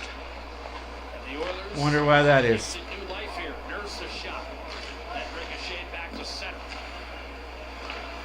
Buffalo's playing with fire. Continuing to have repeated problems with zone exits. Krebs, a shot off of Skinner. And it has been a firing range for Oh my goodness, again, Oilers can't get the puck out. talked about that power play, and all of a sudden, the Sabres That's a trip. No call. turned on. Nugent Oh, they did call it. Funny how the dumb official that's looking at the play didn't have his hand up, but the back official did. Explain this to me, NHL. What the hell are you looking at? If you're looking at the play where the puck is, you're not going to call that. Why should the back official call it? You're watching the frickin' play. Why should the official 80 feet away put his arm up? Man, just agendas, man. Agendas. Well, Oilers get a power play. Let's see them pass this puck around 1,000 times. penalty killing. 95% in the games they've won, 68% in ones they lose. Here's Nugent Hopkins to Bouchard. He and Skinner trade the puck up top. Jeff Skinner tried to center, that was deflected. So we're going to count passes. 2 passes. 3 passes. Bouchard. 4. Jeff Skinner. 5. Byram still got it through McLeod. Nugent Hopkins 6. his way inside, kicked out to 7. Bouchard, and now Leon Draisaitl. 8. Bouchard 9. back to Draisaitl. 9.5 to go, second period. Oilers looking for the equalizer for the second time today. 10. Nugent 11. Hopkins curls it back to Draisaitl, who leads the team with 9 power play goals. And the league with 35 overall. 12 passes, no shots. And the puck goes down the ice. What are we doing on this power play? Bouchard up to 13 passes. 14 passes. Jeff Skinner forced to give it up on the wall. A clear by Benson. Edmonton got 2 on Pathetic. the power play. Pathetic fucking power play. Thursday against Vancouver. Sabres had 8 shots on the power play. 8 shots on the power play. Oilers have none. Oh, a broken stick for Hyman. A break for Buffalo. And now a breakaway. Reshot off the post. Valentine misses by an eyelash. Buffalo had 8 shots on the power play. Oilers had none. That's the difference. Mr. Arvidsson. Nugent Hopkins out for the full 2 minutes. 14, 15. Finally a shot. 15 shots. 15 passes. Finally a shot. Pursued by Perry. Will end up hanging on to it. 7 seconds left. Fucking in the pathetic. penalty. Krebs. Well, here it is. The stick of Hyman just shatters here. And a nice little pass. I don't understand it. Has a good chance here, brings it off the bar. Just a little too I don't high understand on it. that one, so How many obviously it was a passes can you make? in the shaft. How many passes do you need to make for a shot to happen? Short-handed. I was going to say, Louis, the insurance business, they call that a pre-existing condition. Here's Nurse. Here you go. You're not getting insured. McLeod, French out of the box. Krebs, breakaway. Denied by Skinner. Stuart Skinner makes 2 breakaway saves in a power play for the Oilers. 4 goals. Make it make fucking sense. Tell you what, Stuart Skinner has given up a goal in this second period, but he's been stellar. Shots are 22-20 for the Oilers. 2-1 Buffalo. Both of them you don't want to waste. Oilers are just not Oilering right now. 15 shots in the period now, Louis, and it all started with a power He's play. giving them a chance, and these are the kind of games you got to dig down and say, hey, we need to be better in front of No, it has nothing to do with the coach. It's the personnel on the He ice. thought he had held the line, shook. It has nothing to do with the coach. It has everything to do with the personnel on the ice. They're all looking for Draisaitl's 1T. Or they're all looking for Bouchard's clap bomb. That's all it is. They're looking for 2 guys to shoot. That's why you got to get Hopkins off the fucking power play.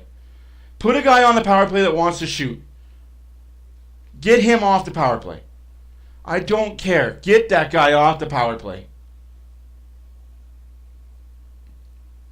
Put a guy on the power play that wants to shoot. He's got the puck on his stick. I will shoot. No, Hopkins is a pass first. Nothing wrong with that when you're 5-on-5.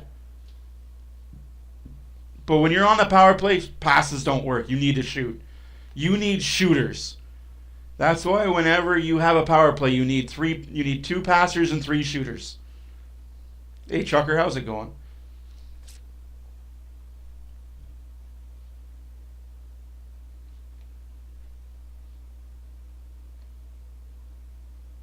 I'm not, Barbish, you're not wrong, man. You put him on the top line power play. Take Hopkins off, have 2 defensemen. Have Bouchard and Ekholm on the power play number 1 with you. Well, I didn't get what you say. What'd you say, Jones? It's Saturday. Oh, yeah, no, I get you. Don't be sorry, man. It's a 2 o'clock start.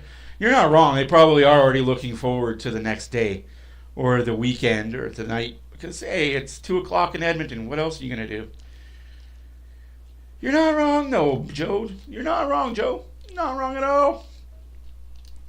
I just don't get it. Like, you have a power play and you don't shoot. Buffalo had a power play. They took 8 shots.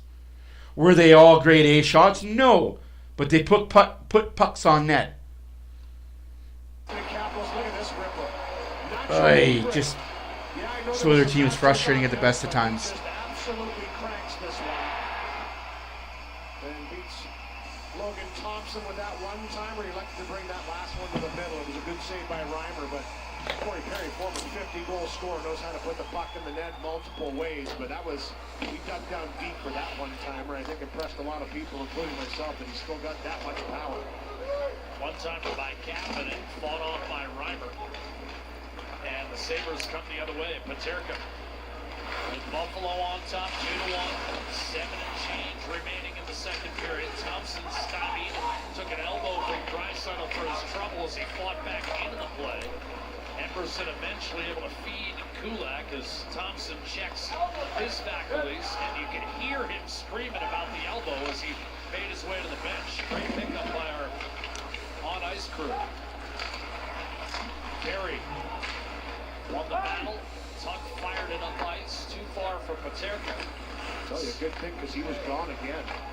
He was in behind. Buffalo's cherry picking hard. Paterka at the end of his shift will change. Nugent Hopkins. They're relying too much on their defense to get them the puck up.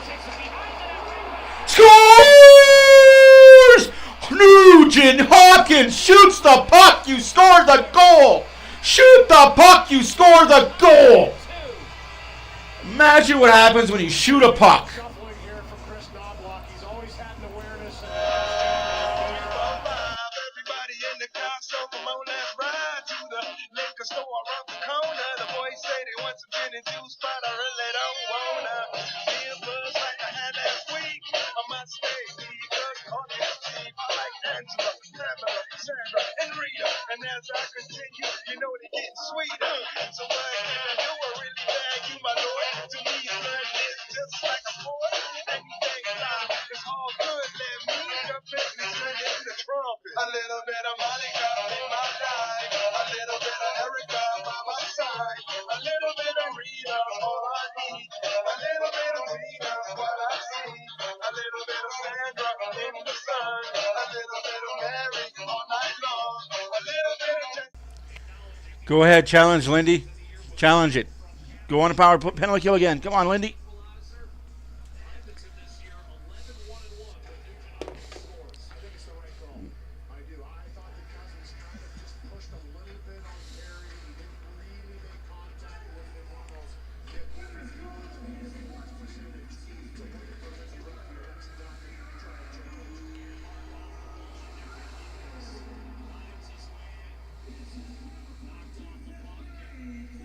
Kapanen with the assist, though, boys.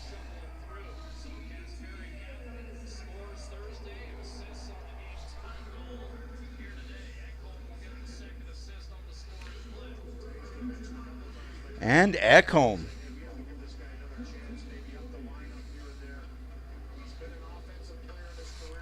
Oilers can't keep finding themselves going down by 1 goal.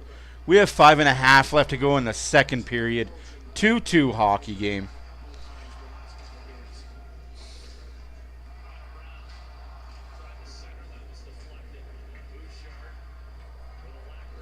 Please make what true? Power play? Nah, there's no power play coming for the Oilers. They didn't challenge If they did, it would have been a power play, but no challenge was needed. Lindy Ruff is a smart coach. You guys got to remember, this is Lindy Ruff's second stint with the Buffalo Sabres. He was a Buffalo Sabres coach back when Dominic Hasek was the goalie for the Sabres. Oh, come on. Oilers team, just too many giveaways, man. Just too many brutal passes. Hyman. Oh, I think Buffalo got away with one there, though. That's okay, though. Play on. It's hockey. This isn't freaking ringette. It's a tough sport. By the way, guys, we will use the second intermission to talk about the NFL wildcard games coming up tomorrow. I say wildcard games because they're going to be wild. The divisional games tomorrow. There's 2 games tomorrow in the NFL. Commanders, Eagles, Chiefs, Bills. Who you got? I know who my money's on. Sorry, Chiefs fans, not you. Okay, what are you asking? I don't know what you're asking here. Yes, good goal. Well, if you were watching the game, you would know. I'm shocked.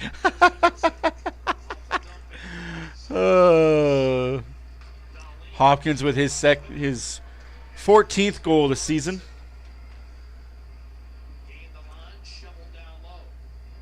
Shovel-offs. Thank you all for being here. There's 21 of you in here. You guys are crazy as I am. I love it.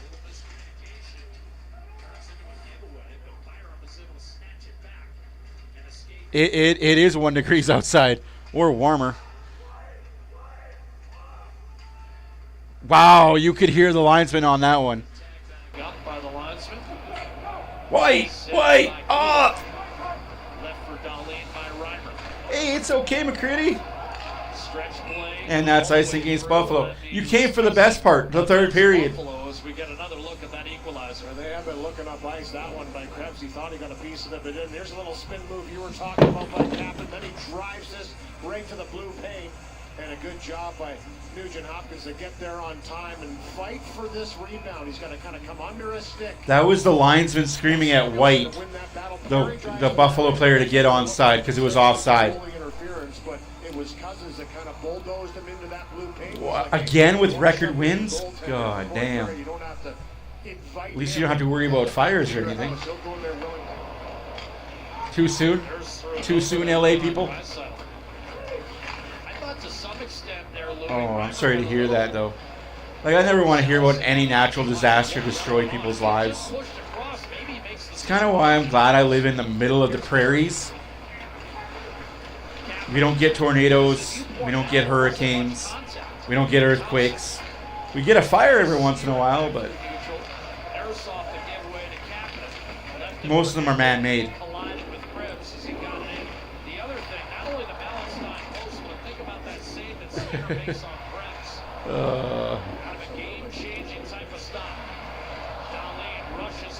Two and a half left to go in the second period. 2-2 hockey game. Goals for Buffalo, Tuck and Kulik. Goals for the Oilers, Jeff Skinner and Hopkins. Kulak almost makes it 3-2 for the Oilers on that one.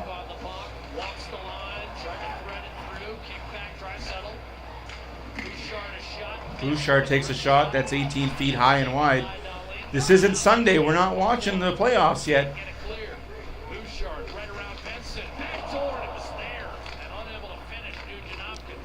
Kulak to Hopkins. Hopkins shot, save. McDavid won the Conn Smythe.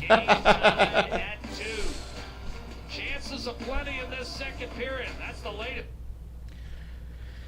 It's almost like it takes them a period and a half to wake up. Like, every game, it doesn't matter what time the game starts at. It's like a period and a half. Too cold for fires here just now. They're saying it's, you know what? That's even more dangerous as the snow. Like, but so I'm also gonna show you guys something, because like I said, I got my little whiteboard handy here. Handy mandy whiteboard. And what I'm seeing way too often by Oiler forwards, that's kind of starting to irk me and piss me off.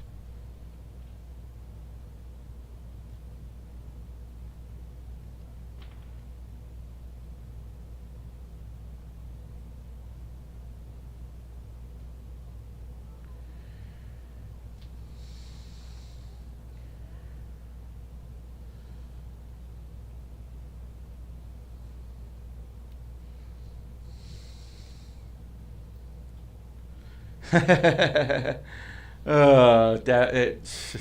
You never know when these players like. It does baffle the mind that they have slow starts to seasons, slow starts to games, slow starts to playoffs. I guess this team just doesn't do things on time. That's probably why there's so many kids in the locker room right now and so many pregnancies. Is they just never, they don't have a good pull-out game. They don't have good on-time pulling out on time. I know that was a stretch. Ryan Nugent-Hopkins having tied the game. Louis, one of the oldest cliches in sports is that we have a seesaw battle. Shots are 28-20 for the Oilers. Buffalo Scores had 2-2. 9 shots on goal in a row. Now Edmonton has, Buffalo had 12, and now Edmonton has had 9 in a row. So that actually does signify we have had a back and forth affair here. Entertaining game, tied at 2. Jeff Skinner won the face-off, and Bouchard's shot floated into the waiting grasp of James Reimer.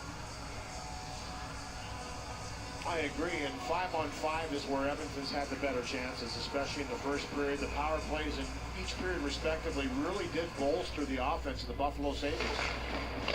Just based off the chances, that's when they started to get shots and turn the periods around for them in each of those situations.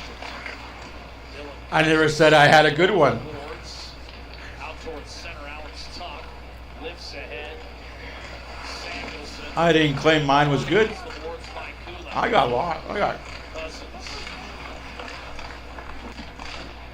Lingering close by to offer support to Samuelson, and now it's Zucker. Samuelson, sharp ankle shot, easy save. Wow, Jeff Skinner trying to make that puck disappear. Zucker 1 minute left to play in the second period. 1 minute left to play in the second period. skipped wide, rebound chopped off the side of the net by Samuelson. And now it's Tuck with a minute to go. Back to Zucker.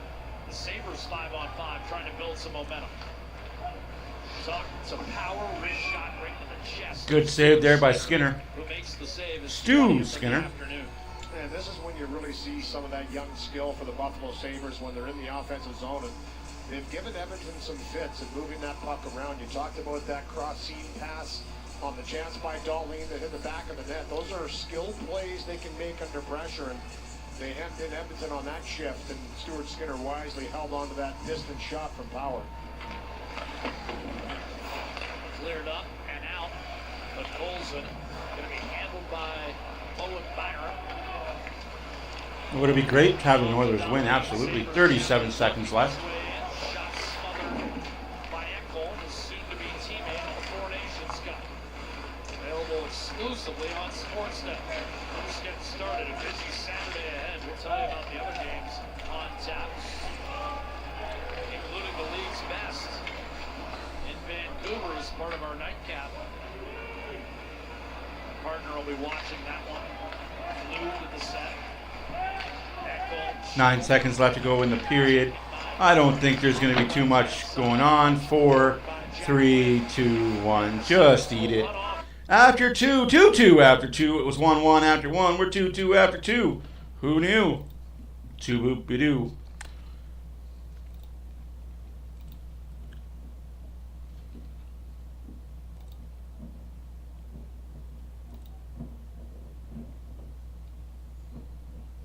Anywho's, how's everybody doing? Around the NHL.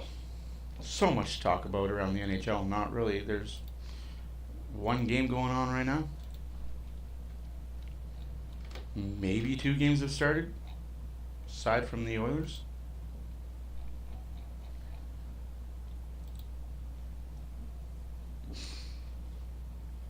There's 13 games on the schedule tonight. Sabers 2, Oilers 2. Shots are 28-22 for the Oilers. Kraken lead the Penguins 2-1 after 2. And the rest of the games have yet to be started. 5 o'clock, Devils, Canadians. 5 o'clock, Maple Leafs, Senators. 5 o'clock, Lightning, Red Wings. 5 o'clock, Kings, Blue Jackets. 5 o'clock, Stars, Blues. 5 o'clock, Flames, Wild. 5:30, Hurricanes, Islanders. And then 8 o'clock, Capitals, Canucks. 8 o'clock, Predators, Ducks. 8 o'clock, Panthers, Sharks. And a final already in the books. Bruins 3, Colorado 1. Now that you got it good and understood, let's talk about the NFL. Like I said, there's 2 big games happening in the NFL tomorrow. Almost said today.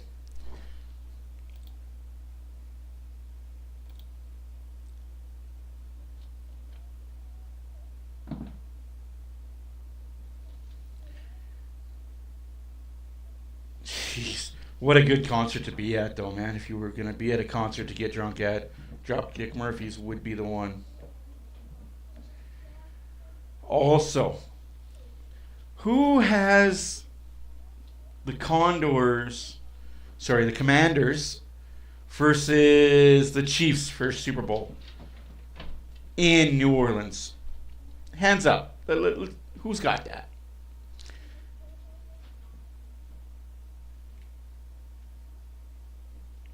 If you've got the Washington Commanders versus the KC Chiefs, you might be a winner. I honestly think the Commanders are on a hot streak right now. They're riding a hot hand. And I don't think the NFL officiating is going to let Kansas City lose to the Bills. It's going to be tied late in the game, and you're going to see a lot of fuckery going around for the calls for the Kansas City Chiefs, like you always do. I want the Bills to win. I am hoping the Bills win and the Commanders win. I want the Commanders to beat the Eagles. I think Commanders are better defensively than the Eagles are offensively, if that makes sense.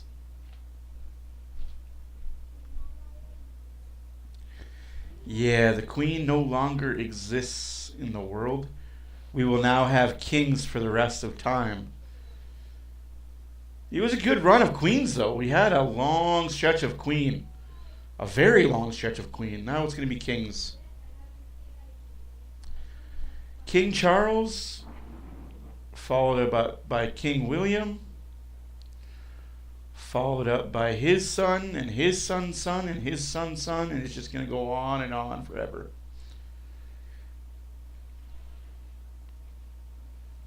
Oh, yeah, I don't know very many people that are actually cheering for the Kansas City Chiefs.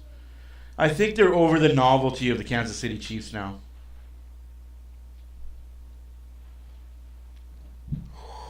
Oh, man.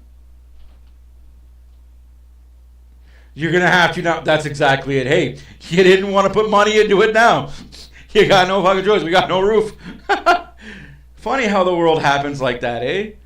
Like, people are stubborn and don't want to do things.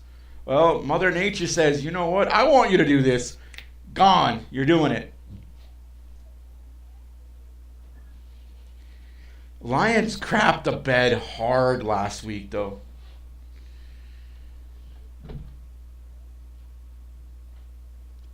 Well, that's good that nobody's seriously hurt. But that's not very good to hear any deaths either, right?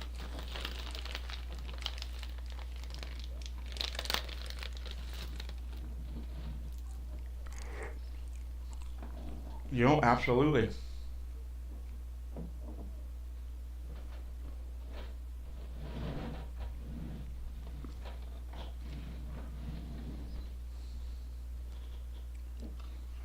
Yeah, ever since I've been alive, there's always been Queen. What do you want? I'm taking that one to go and get my medicine. The other one is laying down, so you can go and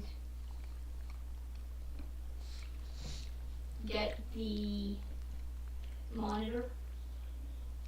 See how easily she sneaks up on me without me hearing anything? It's a good thing I'm never up to no good, otherwise I'd be in trouble.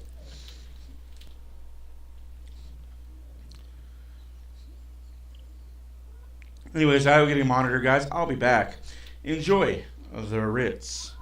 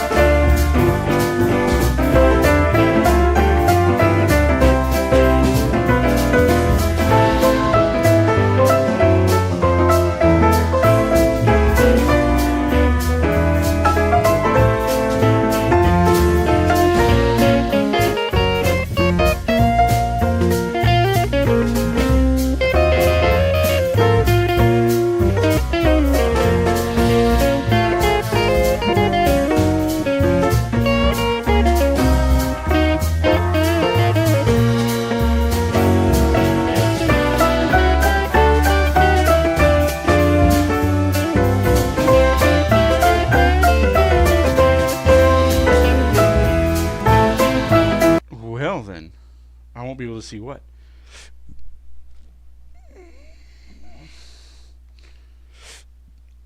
Oh.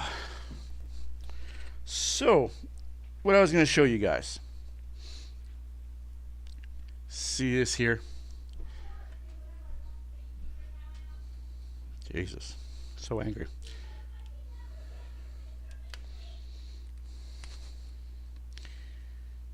Yeah, we have a 5-year-old that just doesn't let our toddler. So, this person over here is always the Oiler forward with the puck. Instead of doing the smart thing and putting it deep, we as Oiler players think that losing the puck here is a good idea, or forcing the pass here, or forcing the pass here is all good ideas. No. Always pucks in deep. Pucks in deep. Pucks in deep. Pucks in deep. So for the last 5 or 6 games, I've seen this Oiler forward. We're going to call him Oiler forward 1. Try so hard to do stuff that they are not equipped to do. Draisaitl being one of them, Arvidsson. And what happens? What happens when that happens, Matt? Well, you lose the puck there. The other team always, more often than not, goes that away. For a breakaway on Skinner, it's either a breakaway or a 2-on-1. It's always an odd man rush against the Oilers because, hey,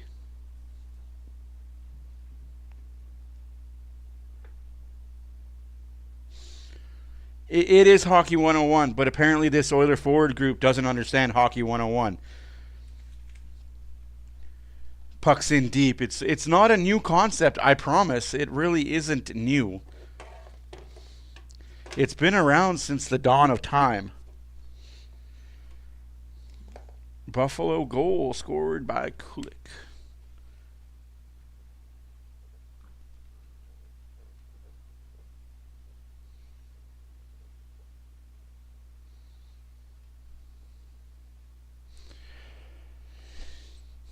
Of course, 2-1 Buffalo. And then the Oilers finally decided, hey, we're in this game too, right?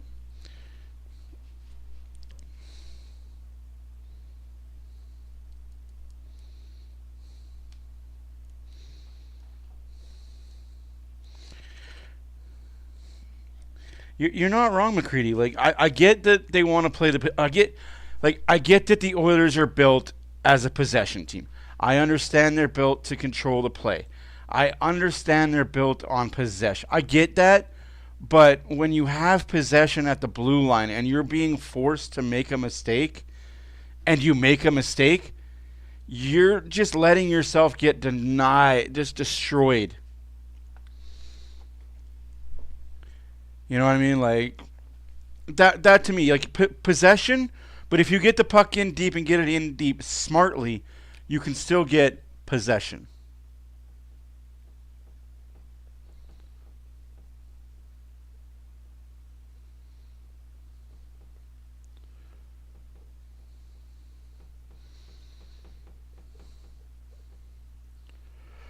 Assisted by Kapanen and Ekholm. It's kind of crazy how we don't see Draisaitl yet. Oh my God, that's a brand new pen.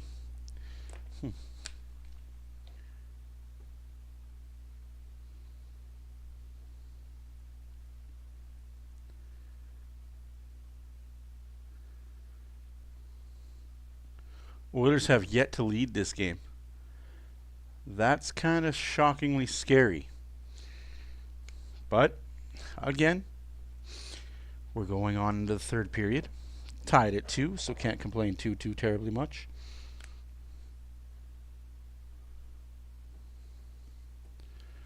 With a win, the Oilers are in first place in the Pacific, second place in the West. Obviously, the Jets just keep on winning, so even with the win tonight, the Oilers will be 4 points behind the Jets. Jets keep winning. Ooh, Didn't it snow in Florida the last couple days? I've been seeing some posts about snow in Florida. That's crazy. A look at gleaming Rogers Place on a beautiful Saturday afternoon in downtown Edmonton. The Oilers have won 12 of their last 14 at home. Let's get a look at today's closer look. Brought to you by Specsavers. Quality eyewear and eye care should be affordable for all. Should have gone to Specsavers. Oilers win all day, every day. Because he's made some tremendous saves for Stuart Skinner here, and you heard Joaquin and Bob talking about him giving them a puncher's chance in this game. This could be a different game entirely, especially in that second period. 10 shots, if you include the 2 residual ones on the power play they had. He made 9 of those 10, saves on 9 of those 10, and really kept this team around Edmonton. I think the Oilers are still going to win. I think You expect the Oilers to have they still very much have a chance to win. Hopkins talked about, but Stuart Skinner has been battling in this one. Meanwhile, the Sabres have been here before. They were tied at 2 with Calgary after 2 on Thursday. Gave up 3 in the third, including a couple of empty netters. They are 2-9 this year in games that have been tied after 2. Speaking of 2 and 9, here comes 2-9. The draw rushing in. That was cut off and cleared by Darlene. A lot on it, but it's on net, so no icing. Kulak, Skinner who had a 2-7, period. 9-3. That's offside Edmonton. Side with 20 seconds having elapsed in the third. We told you a high event situation. How about 32 shots on net? You can ask anything you want to ask, bud. I'll answer truthfully. Why is the trade the Avs made such a big drama? Like, am I being silly? Like, why is it such a massive problem? Period, and both goaltenders faced a lot of rubber. For Chris Knoblauch continues here as your I don't think that's the issue. Whoa, that was close. I'll answer it in the first commercial break. Best I can. Felt like he might go to that with Drysdale playing on a Saturday afternoon. Edmonton not back in action until Monday night, plus McDavid coming back. little extra workload. Try and find some offense. Haven't had the lead in the game yet. They've been chasing it a bit. I'm sure that's the intent. Try and go out there and get that obvious next one. And to do that, maybe loading up a little bit with the top guys. Eckholm down low. Shoveled by Power, not out just yet. And Jason Zucker will casually float one into the Oiler end as Buffalo makes a line change. Drysdale, you talked about the increased workload. He's been over 20, 30 minutes a night without McDavid, about a buck and a half more than typical. Sent in by Jeff Sear. Hyman rushes in. Adam Henry serves it up for Hyman. Lost the hand from James Bryson. Took a peek. Jack Quinn absorbed the hit from Emerson. Got it back to the center and then crushed Jeff Skinner as he tried to run it in. Bryson and Yokohari for Buffalo. Quinn will send it in. Huh. Too far for Ryan McLeod. Snatcher. Getting in and out. Shipped back to no one, though. Darlene has to step back onto the ice. Speaking of extended ice time, I don't think he'll take too many breathers here in the third. Byram shoots it up around the 17. 17:52 left to go in the third period. 2-2 score. 27-23 is the shots for the Oilers. Buffalo is 0 for 2 on the power play. Edmonton's 0 for 2 on the power play. Both teams scored shortly after having their power play chances, though. A shot off the side of that. Kulak for Edmonton. Reverse to Nicholson. Play off the wall. Held up by Samuelson. Centering pass by Chance. And then stopped by Skinner. Majerka. Nicholson. Under duress. Shield his man from the puck, and now Kulak building speed as he locates Arvidsson. Thrust around Zucker. Now we're just going to play some sloppy hockey. Tuck gets back on top of the puck and rifles a pass to Cousins. Moves it up. Zucker a shot, the save made by Skinner. Tuck thought he was slashed, no penalty was called. And Here comes Hyman. Oilers. Connor Brown, a drive. Well, that's Connor Brown. I saw the 8 and I thought it was Hyman. Sure he had it, but he did. And with 3.5 gone by in the third, we remain tied at 2. Sabers can come out in this third period and execute it a little bit better than Edmonton. That was the best chance for Edmonton right there down the right-hand side. This shot through a little bit of a screen. Pretty good chance from the slot position. Kulik with that quick release, and Thompson on the side of the net just bounces off the shin pad. But right there's the blast by Brown who gets to that puck a little quicker than Power. And you're right, Reimer was looking around, wanting to know if he still had that. Didn't want to move and maybe knock it into his own net. Absolutely is a loophole. Reimer, We can't afford to bring him on our own. How's about the Colorado Avalanche trade him to Chicago? Chicago gets him, retains half his salary, trades him to us, guides it over to Ekholm. and we give Chicago a draft pick. Perry stayed on side with a pass nowhere near him. Jack Quinn That's where I'm lost on it, though. Chicago only got 1 draft pick out of that. turned it over. Bouchard down the middle. Perry drop pass. Tank full season. Wasn't able to make its way through heavy traffic. McLeod nearly gave it away and did turn it over. Brown whistled one off his skate. Ekholm shoveled it down low. Power ahead for James Thompson. He's around Ekholm. What a play by Ekholm. Defensively. Oh, of course, now you're going to call a penalty. Of course, that's a penalty, right, ref? And Bouchard pleading his case.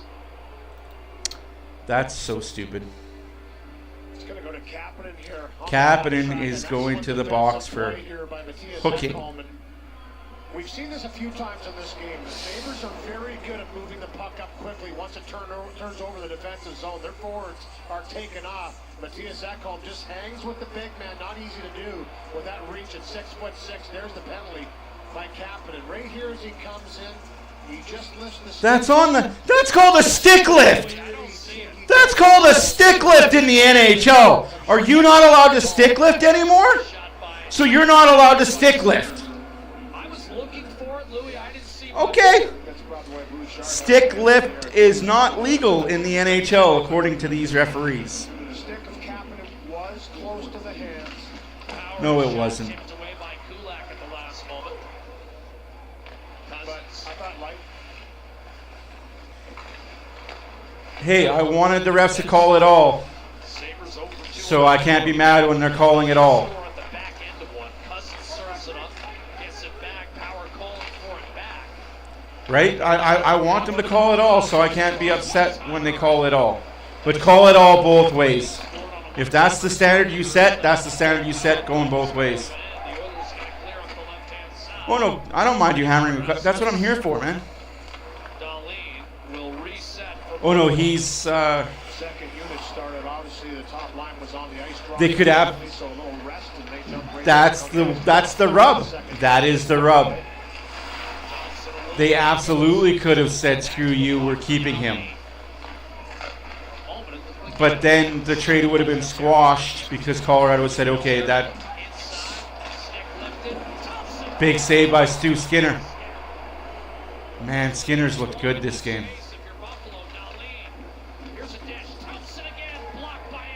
And Amberson with a huge block.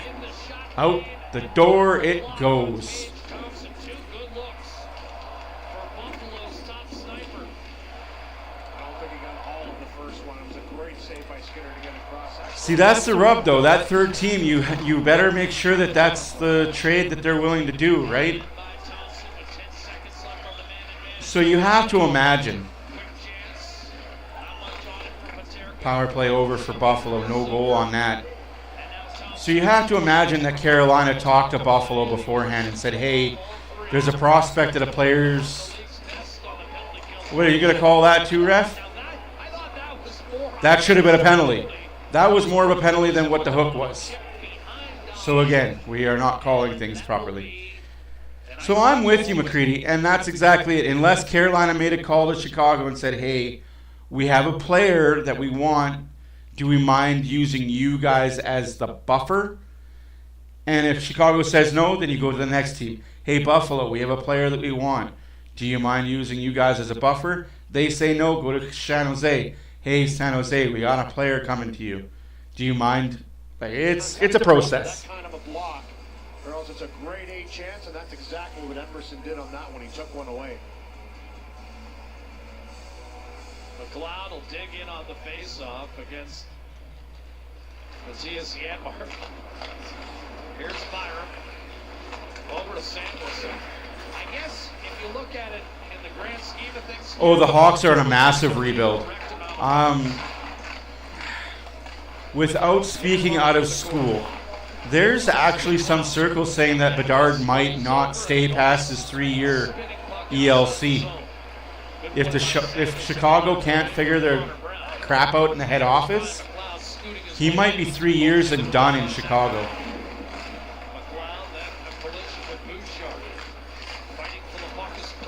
And I don't ever want to hear that. That just...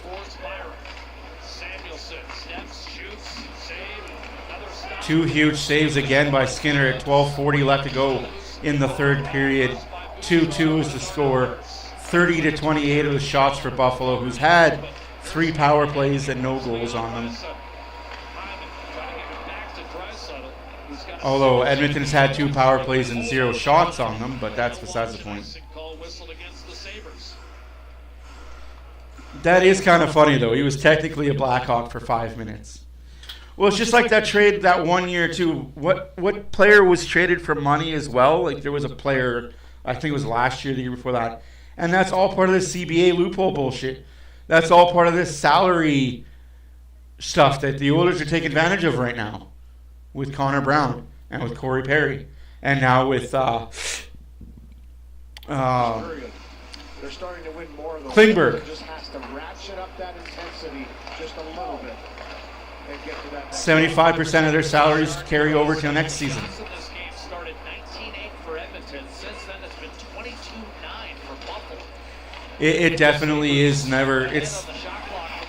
I'm learning this as I get older and older as an adult. The NHL isn't about the love of the game anymore.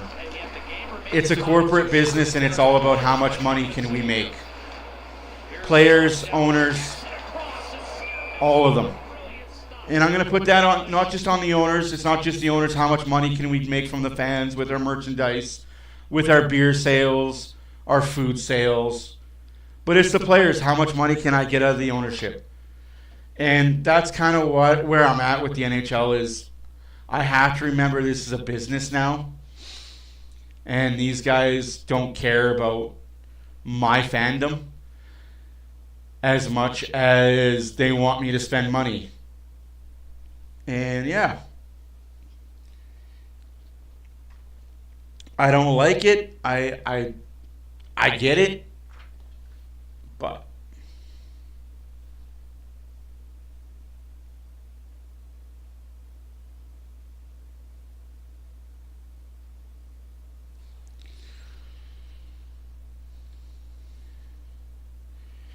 you know what? That's very true. What happens? Yeah, I think the Oilers are going to win this game. They're probably going to win this game in overtime by the looks of it, but they're going to win this game. What would happen if that trade goes, Chicago trades him to Colorado, trades him to Chicago, and Chicago says, we changed our mind. We're going to keep the player. I think the call will be made to cancel the deal. That's why I think there's a trade call that has to happen. And the trade call doesn't happen until Chicago sends said player to Carolina.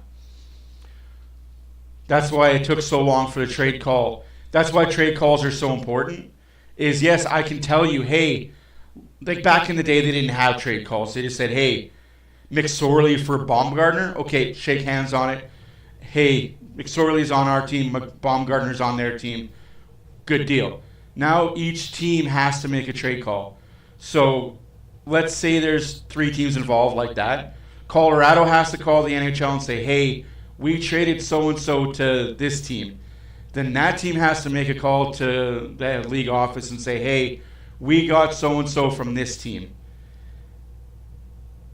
And then the third team that's involved has to say, hey, we got so-and-so from this team, and we're sending this to this team, and we're sending this to this team. All 3 teams that were involved had to make the trade call to make the trade official. If one of those teams don't make the call, the trade doesn't happen. We don't talk about the massive trade last night. Hopefully that clears up some stuff for everybody, but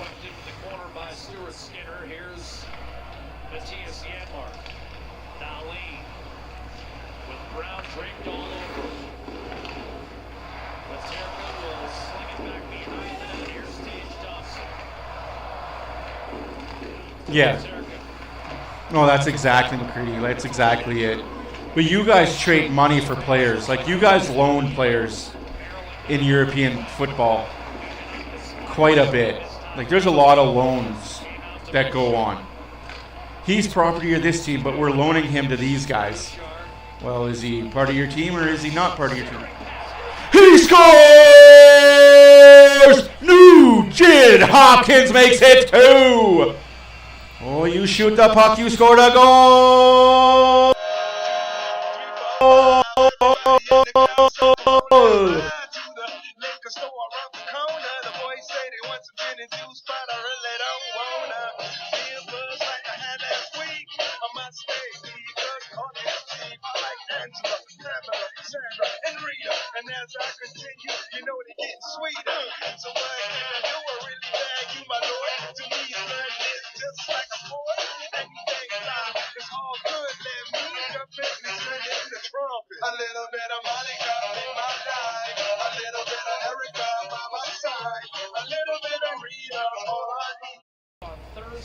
Can't harp on the kid now.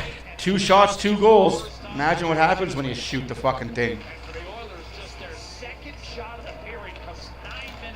Don't let this one in.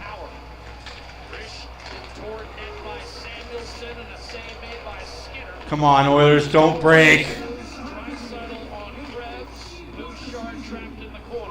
Hopkins, his 15th of the year, assisted by Nurse and Bouchard.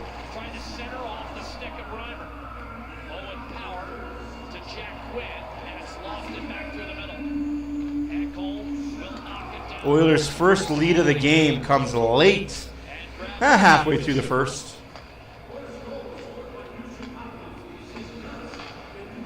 Cousins over the top, wristed wide, and now grabbed by Noah Philp, starting down the right hand side, shook off the check. It's ooh, that was a high stick that Arvidsson got away with.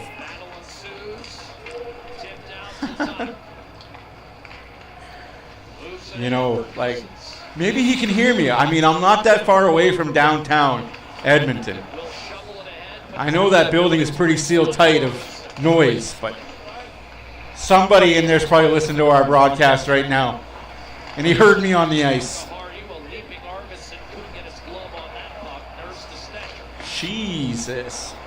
Okay, Oilers, you got 9 minutes left to hold on. So the Sabers now trail for the first time today. The pattern following this other game in Alberta earlier this week. Oof, what a hit by Nurse on Benson. Yes, that is Tyler Benson's cousin or brother.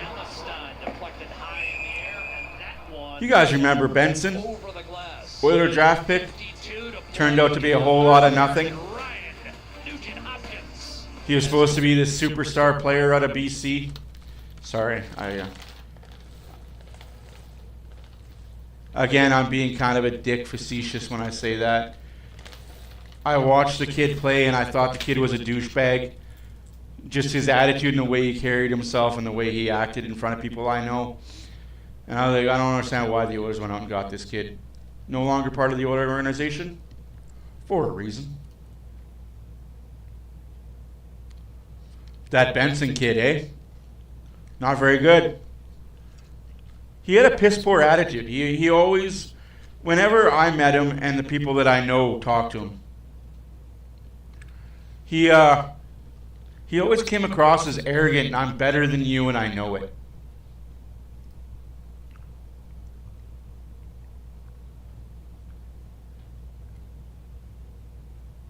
I know he grew up in Oilers. I get all that. He's really good friends with the Skinners. He's really, actually, him and Stuart Skinner grew up together. and played together and all that. And I get that. But he just came out as an arrogant prick that, oh, my family has money, I'm an NHL player and you're not. Or I'm going to be an NHL player and you won't. Like that's how he came across to me when I had conversations with him. He just came out really entitled. Yeah, what did I say?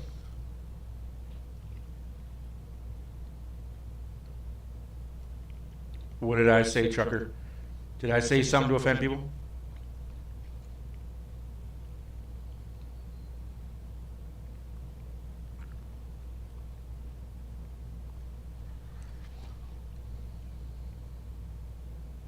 Oh.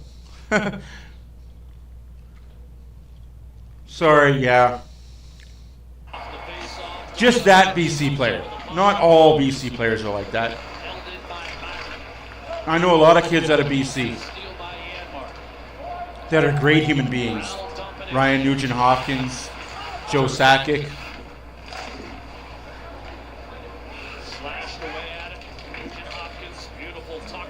I apologize, Trucker. I will wash my mouth with soap.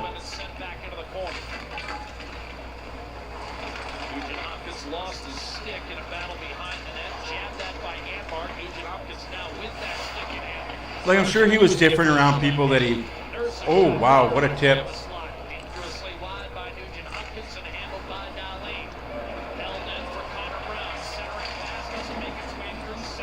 8 minutes left to go.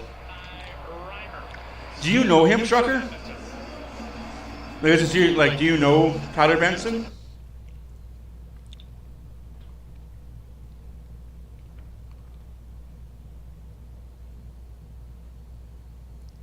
No, I don't want to hurt anybody. Like, I don't purposely want to offend anybody, you know? Like, if I don't...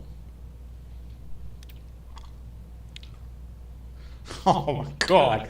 I really do need to watch what I say around you guys. You guys are awesome. Both Crosby and McKinnon are from Nova Scotia. Small town called Cole Harbour.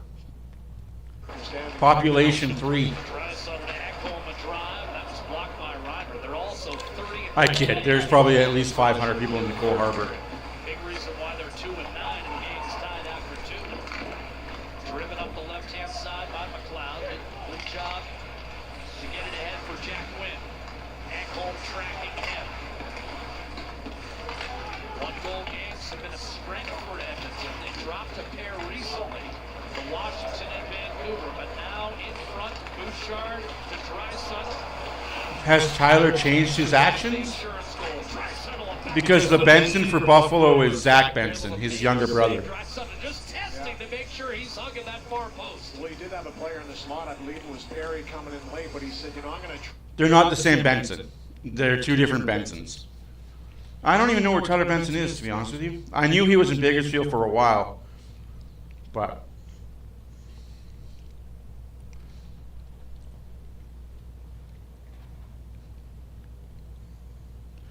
Like, I guess me being a coach is I'm around kids that have that same kind of attitude and aura of I'm rich.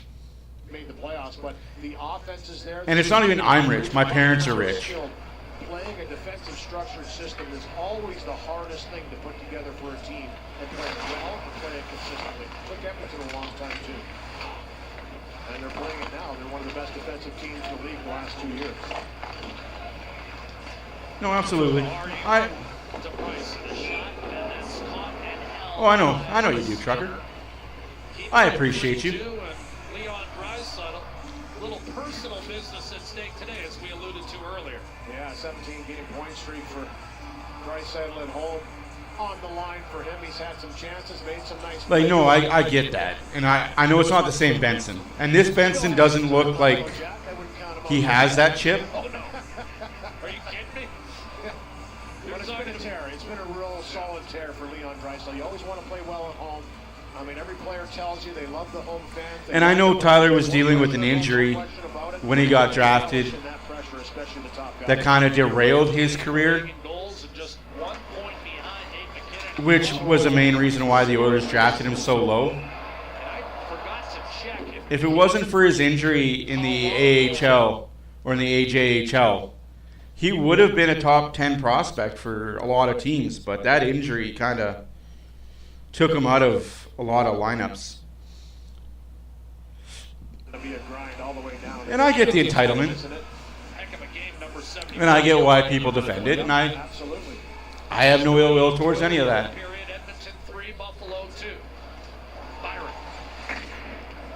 I wish that was the case with me. 6.5 left to go in the third, though. Shots are 35-31 for Buffalo. 3-2 is the score for the Oilers.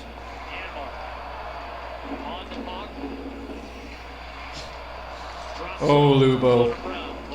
Ooh. Lubo, don't lie. Your parents aren't rich. You're rich. Your kids have rich parents. Oh, I might have crossed some lines. No, I don't think it's going to be 3-3. Now that the Oilers have the lead, I don't see them squandering it unless there's power plays. And then that changes everything.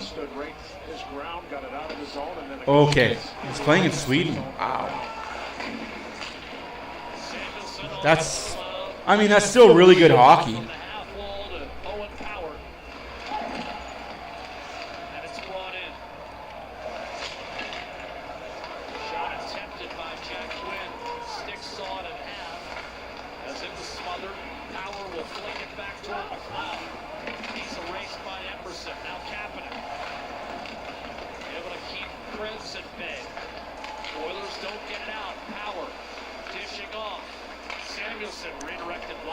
And the Oilers can't get out of their own zone. This fourth line cannot get out of the zone. Adam Henrique, Jeff Skinner, and Kapanen can't get out of their own zone.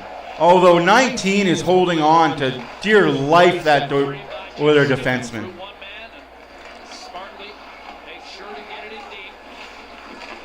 Yeah, I knew he went to Vegas for the Golden Knights, but I wasn't sure if he was a mainstay.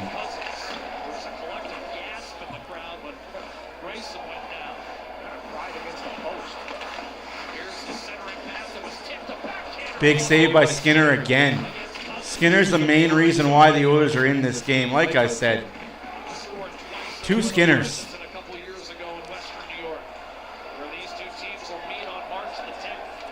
Yeah, I don't talk about money. If I got it, I got it. If I don't, hey, let's go make it.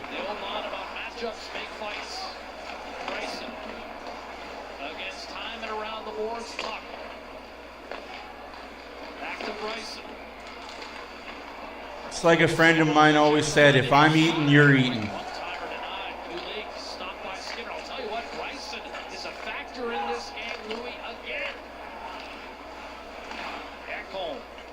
That's icing against the Oilers. That'll be icing against Edmonton to alleviate some pressure.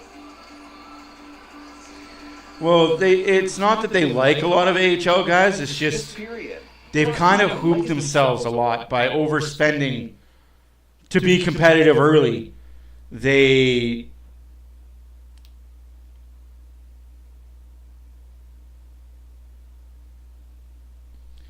way that Vegas runs its team is very much like Moneyball. It's weird. Much like the Dodgers in LA. Spend, and have no future at all. Defensively today, they need to find a way to close this one out. Characteristic battles lost down low. Thompson rips it on next.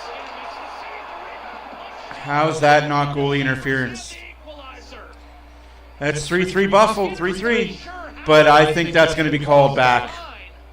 Just my 2 cents. It might have been booted in, and they're going to have a conference. Right now, this goal belongs to Thompson, but let's see if there's any kicking motion here. Oh, absolutely there's kicking motion 2 times. That's 2 times kicking motion. And it kind of comes through right there. This one's coming off the board. Yeah, that's no goal. Sucks for Buffalo. Looks like on first take, I mean, you can see the reaction of Stuart Skinner afterwards. He had a discussion with Bouchard. Bouchard immediately says that's not a goal. reviewing it right now, and we'll take a look at it. I don't see any way that this is not going to count. Oilers do challenge. If they lose the challenge, though. Kulik's had a solid game, though. You know what? He's a young player, as we talked about. He led the American Hockey League team in Rochester. Like, he kicked it once, got it back, and kicked it twice. You can't kick it twice. Absolutely, Barber. Oilers need to absolutely step it up. And that little chopping motion forward looks like a kick to me. It looked like a kick to Stuart Skinner and Evan Bouchard. The first one I thought would have got by. If this would have dribbled through and gone the net, he's just stopping the puck, but it was the second attempt on the puck that was a forward motion. No goal. All right, Oilers is up 3-2, but you got to wake up. That is your ding, ding, ding, ding, ding, ding wake-up call. Holy smokes, that's the wake-up call. Woo. I wasn't 100% sure on that, people. Yikes. That's the wake-up right there that you needed. Can you imagine the kid scores 2 goals in one game against the Oilers? They discussed, and Thompson went first, knowing that if they credit to well, he went first, like, all right, Kulik, you can't take credit for that goal, otherwise it's coming off the boards. So.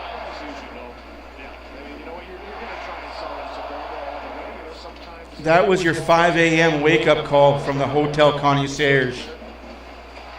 Mr. Oiler, please wake up.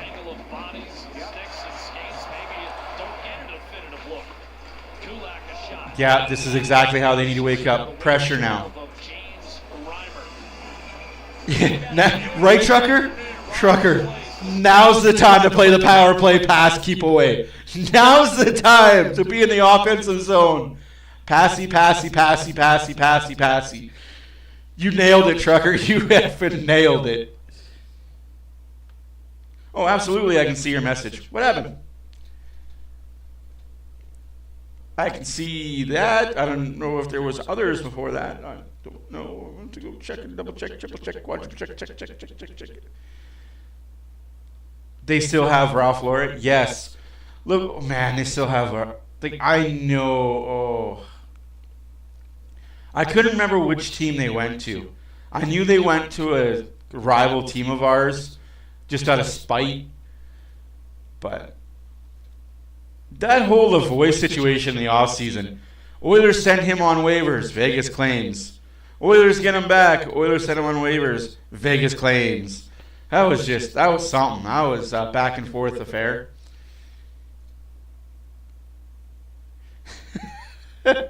You're not wrong, buddy. You're not wrong. Now that I say pass it, they're going to shoot. Oh. Dry settle empty net goal. I'd be okay with it.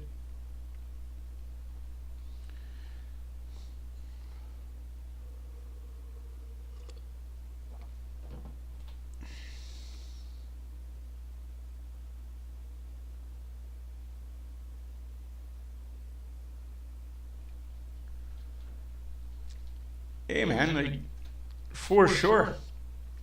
I won't delete that, and if anybody sees it, reads it, that's crazy though, man. Like,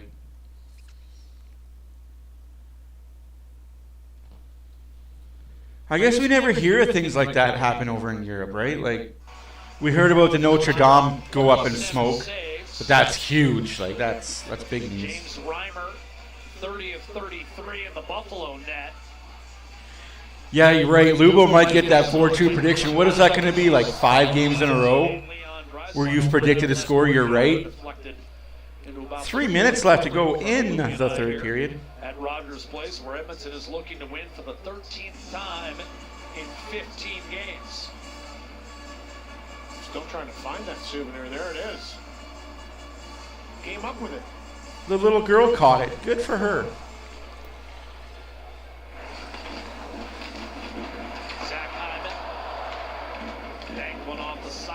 Yeah, I don't mind. Like, hey, it's not like you're asking for money to get your personal self rich.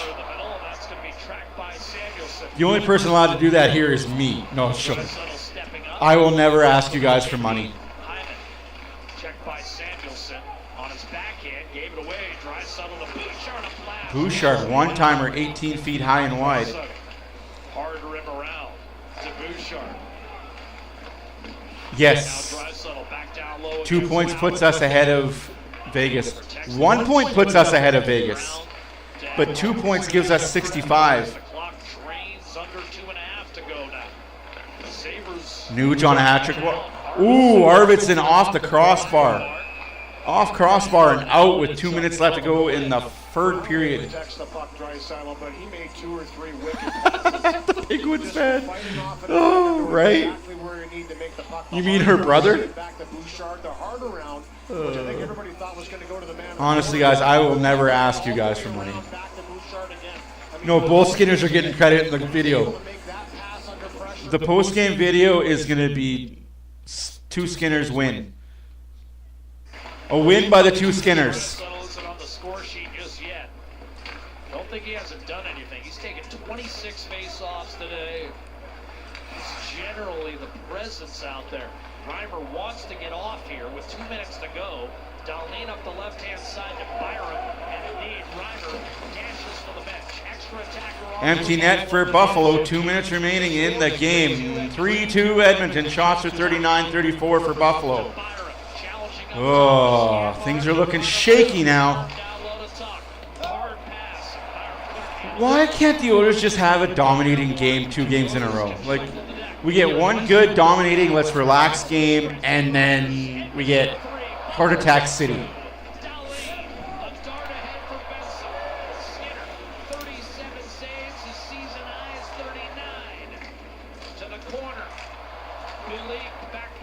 In case you guys are late to the party, Buffalo scored the first goal by Tuck. Skinner tied it up. Jeff Skinner tied it up, assisted by Emerson 1-1 after 1. In the second period, Kulak scored to make it 2-1 for Buffalo. Hopkins scored to tie the game up at 2-2. In the third period, Hopkins scores to make it 3-2. Final minute, Rogers Place. First place on the line for Edmonton. The Oilers close it out. They're in first place. Ekholm to Draisaitl. The net is empty. Draisaitl hits the goalpost on the empty net. How? How? Missing from that distance. Now Thompson. Shot coming. How do you miss an empty net, Draisaitl? Maybe it's right. We don't like first place.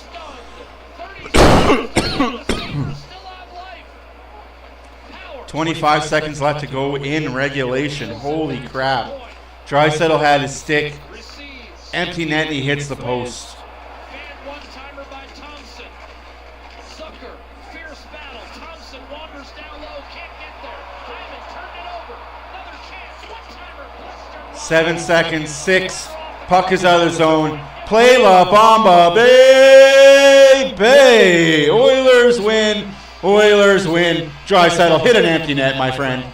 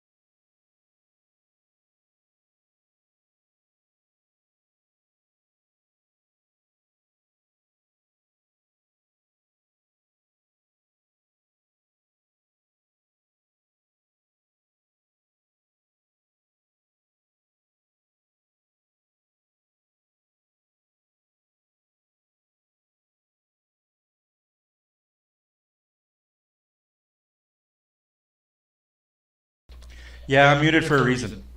I'm muted for a reason. There is noise up ahead. I hate this fucking mic. I hate it. Anyways, I'm muted because the baby came home, and by baby I mean the 5-year-old, and she's screaming, Oilers win.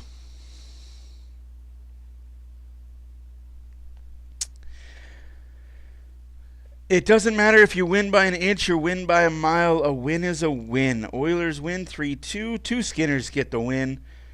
Again, this team does not like to do things easy.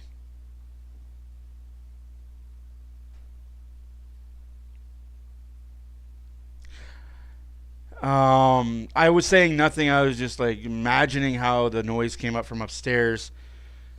Apparently, my 5-year-old is having a massive meltdown, which is cool. Oilers now in first place. We are gonna just, us and Vegas are gonna go one up each other every game to the end of the season. We do play Vegas quite a bit in the end. Anywho's got, yeah, she's the gremlin. She's the semen demon. She is our problem child. If you've seen the movies Problem Child, that's her fireball of hate. We love her dearly. We just gotta figure out the main core.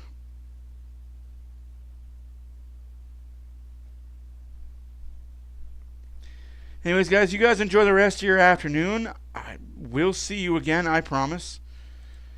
The Oilers have a few days off now. We don't play again until, what? The 27th. We'll see you guys Monday when the Kraken are in town. So we get a day off and we play again on Monday. Again, see you guys later. Thanks for watching. My name is Matt for OilersFanReaction. Thanks all for being here. Deuces.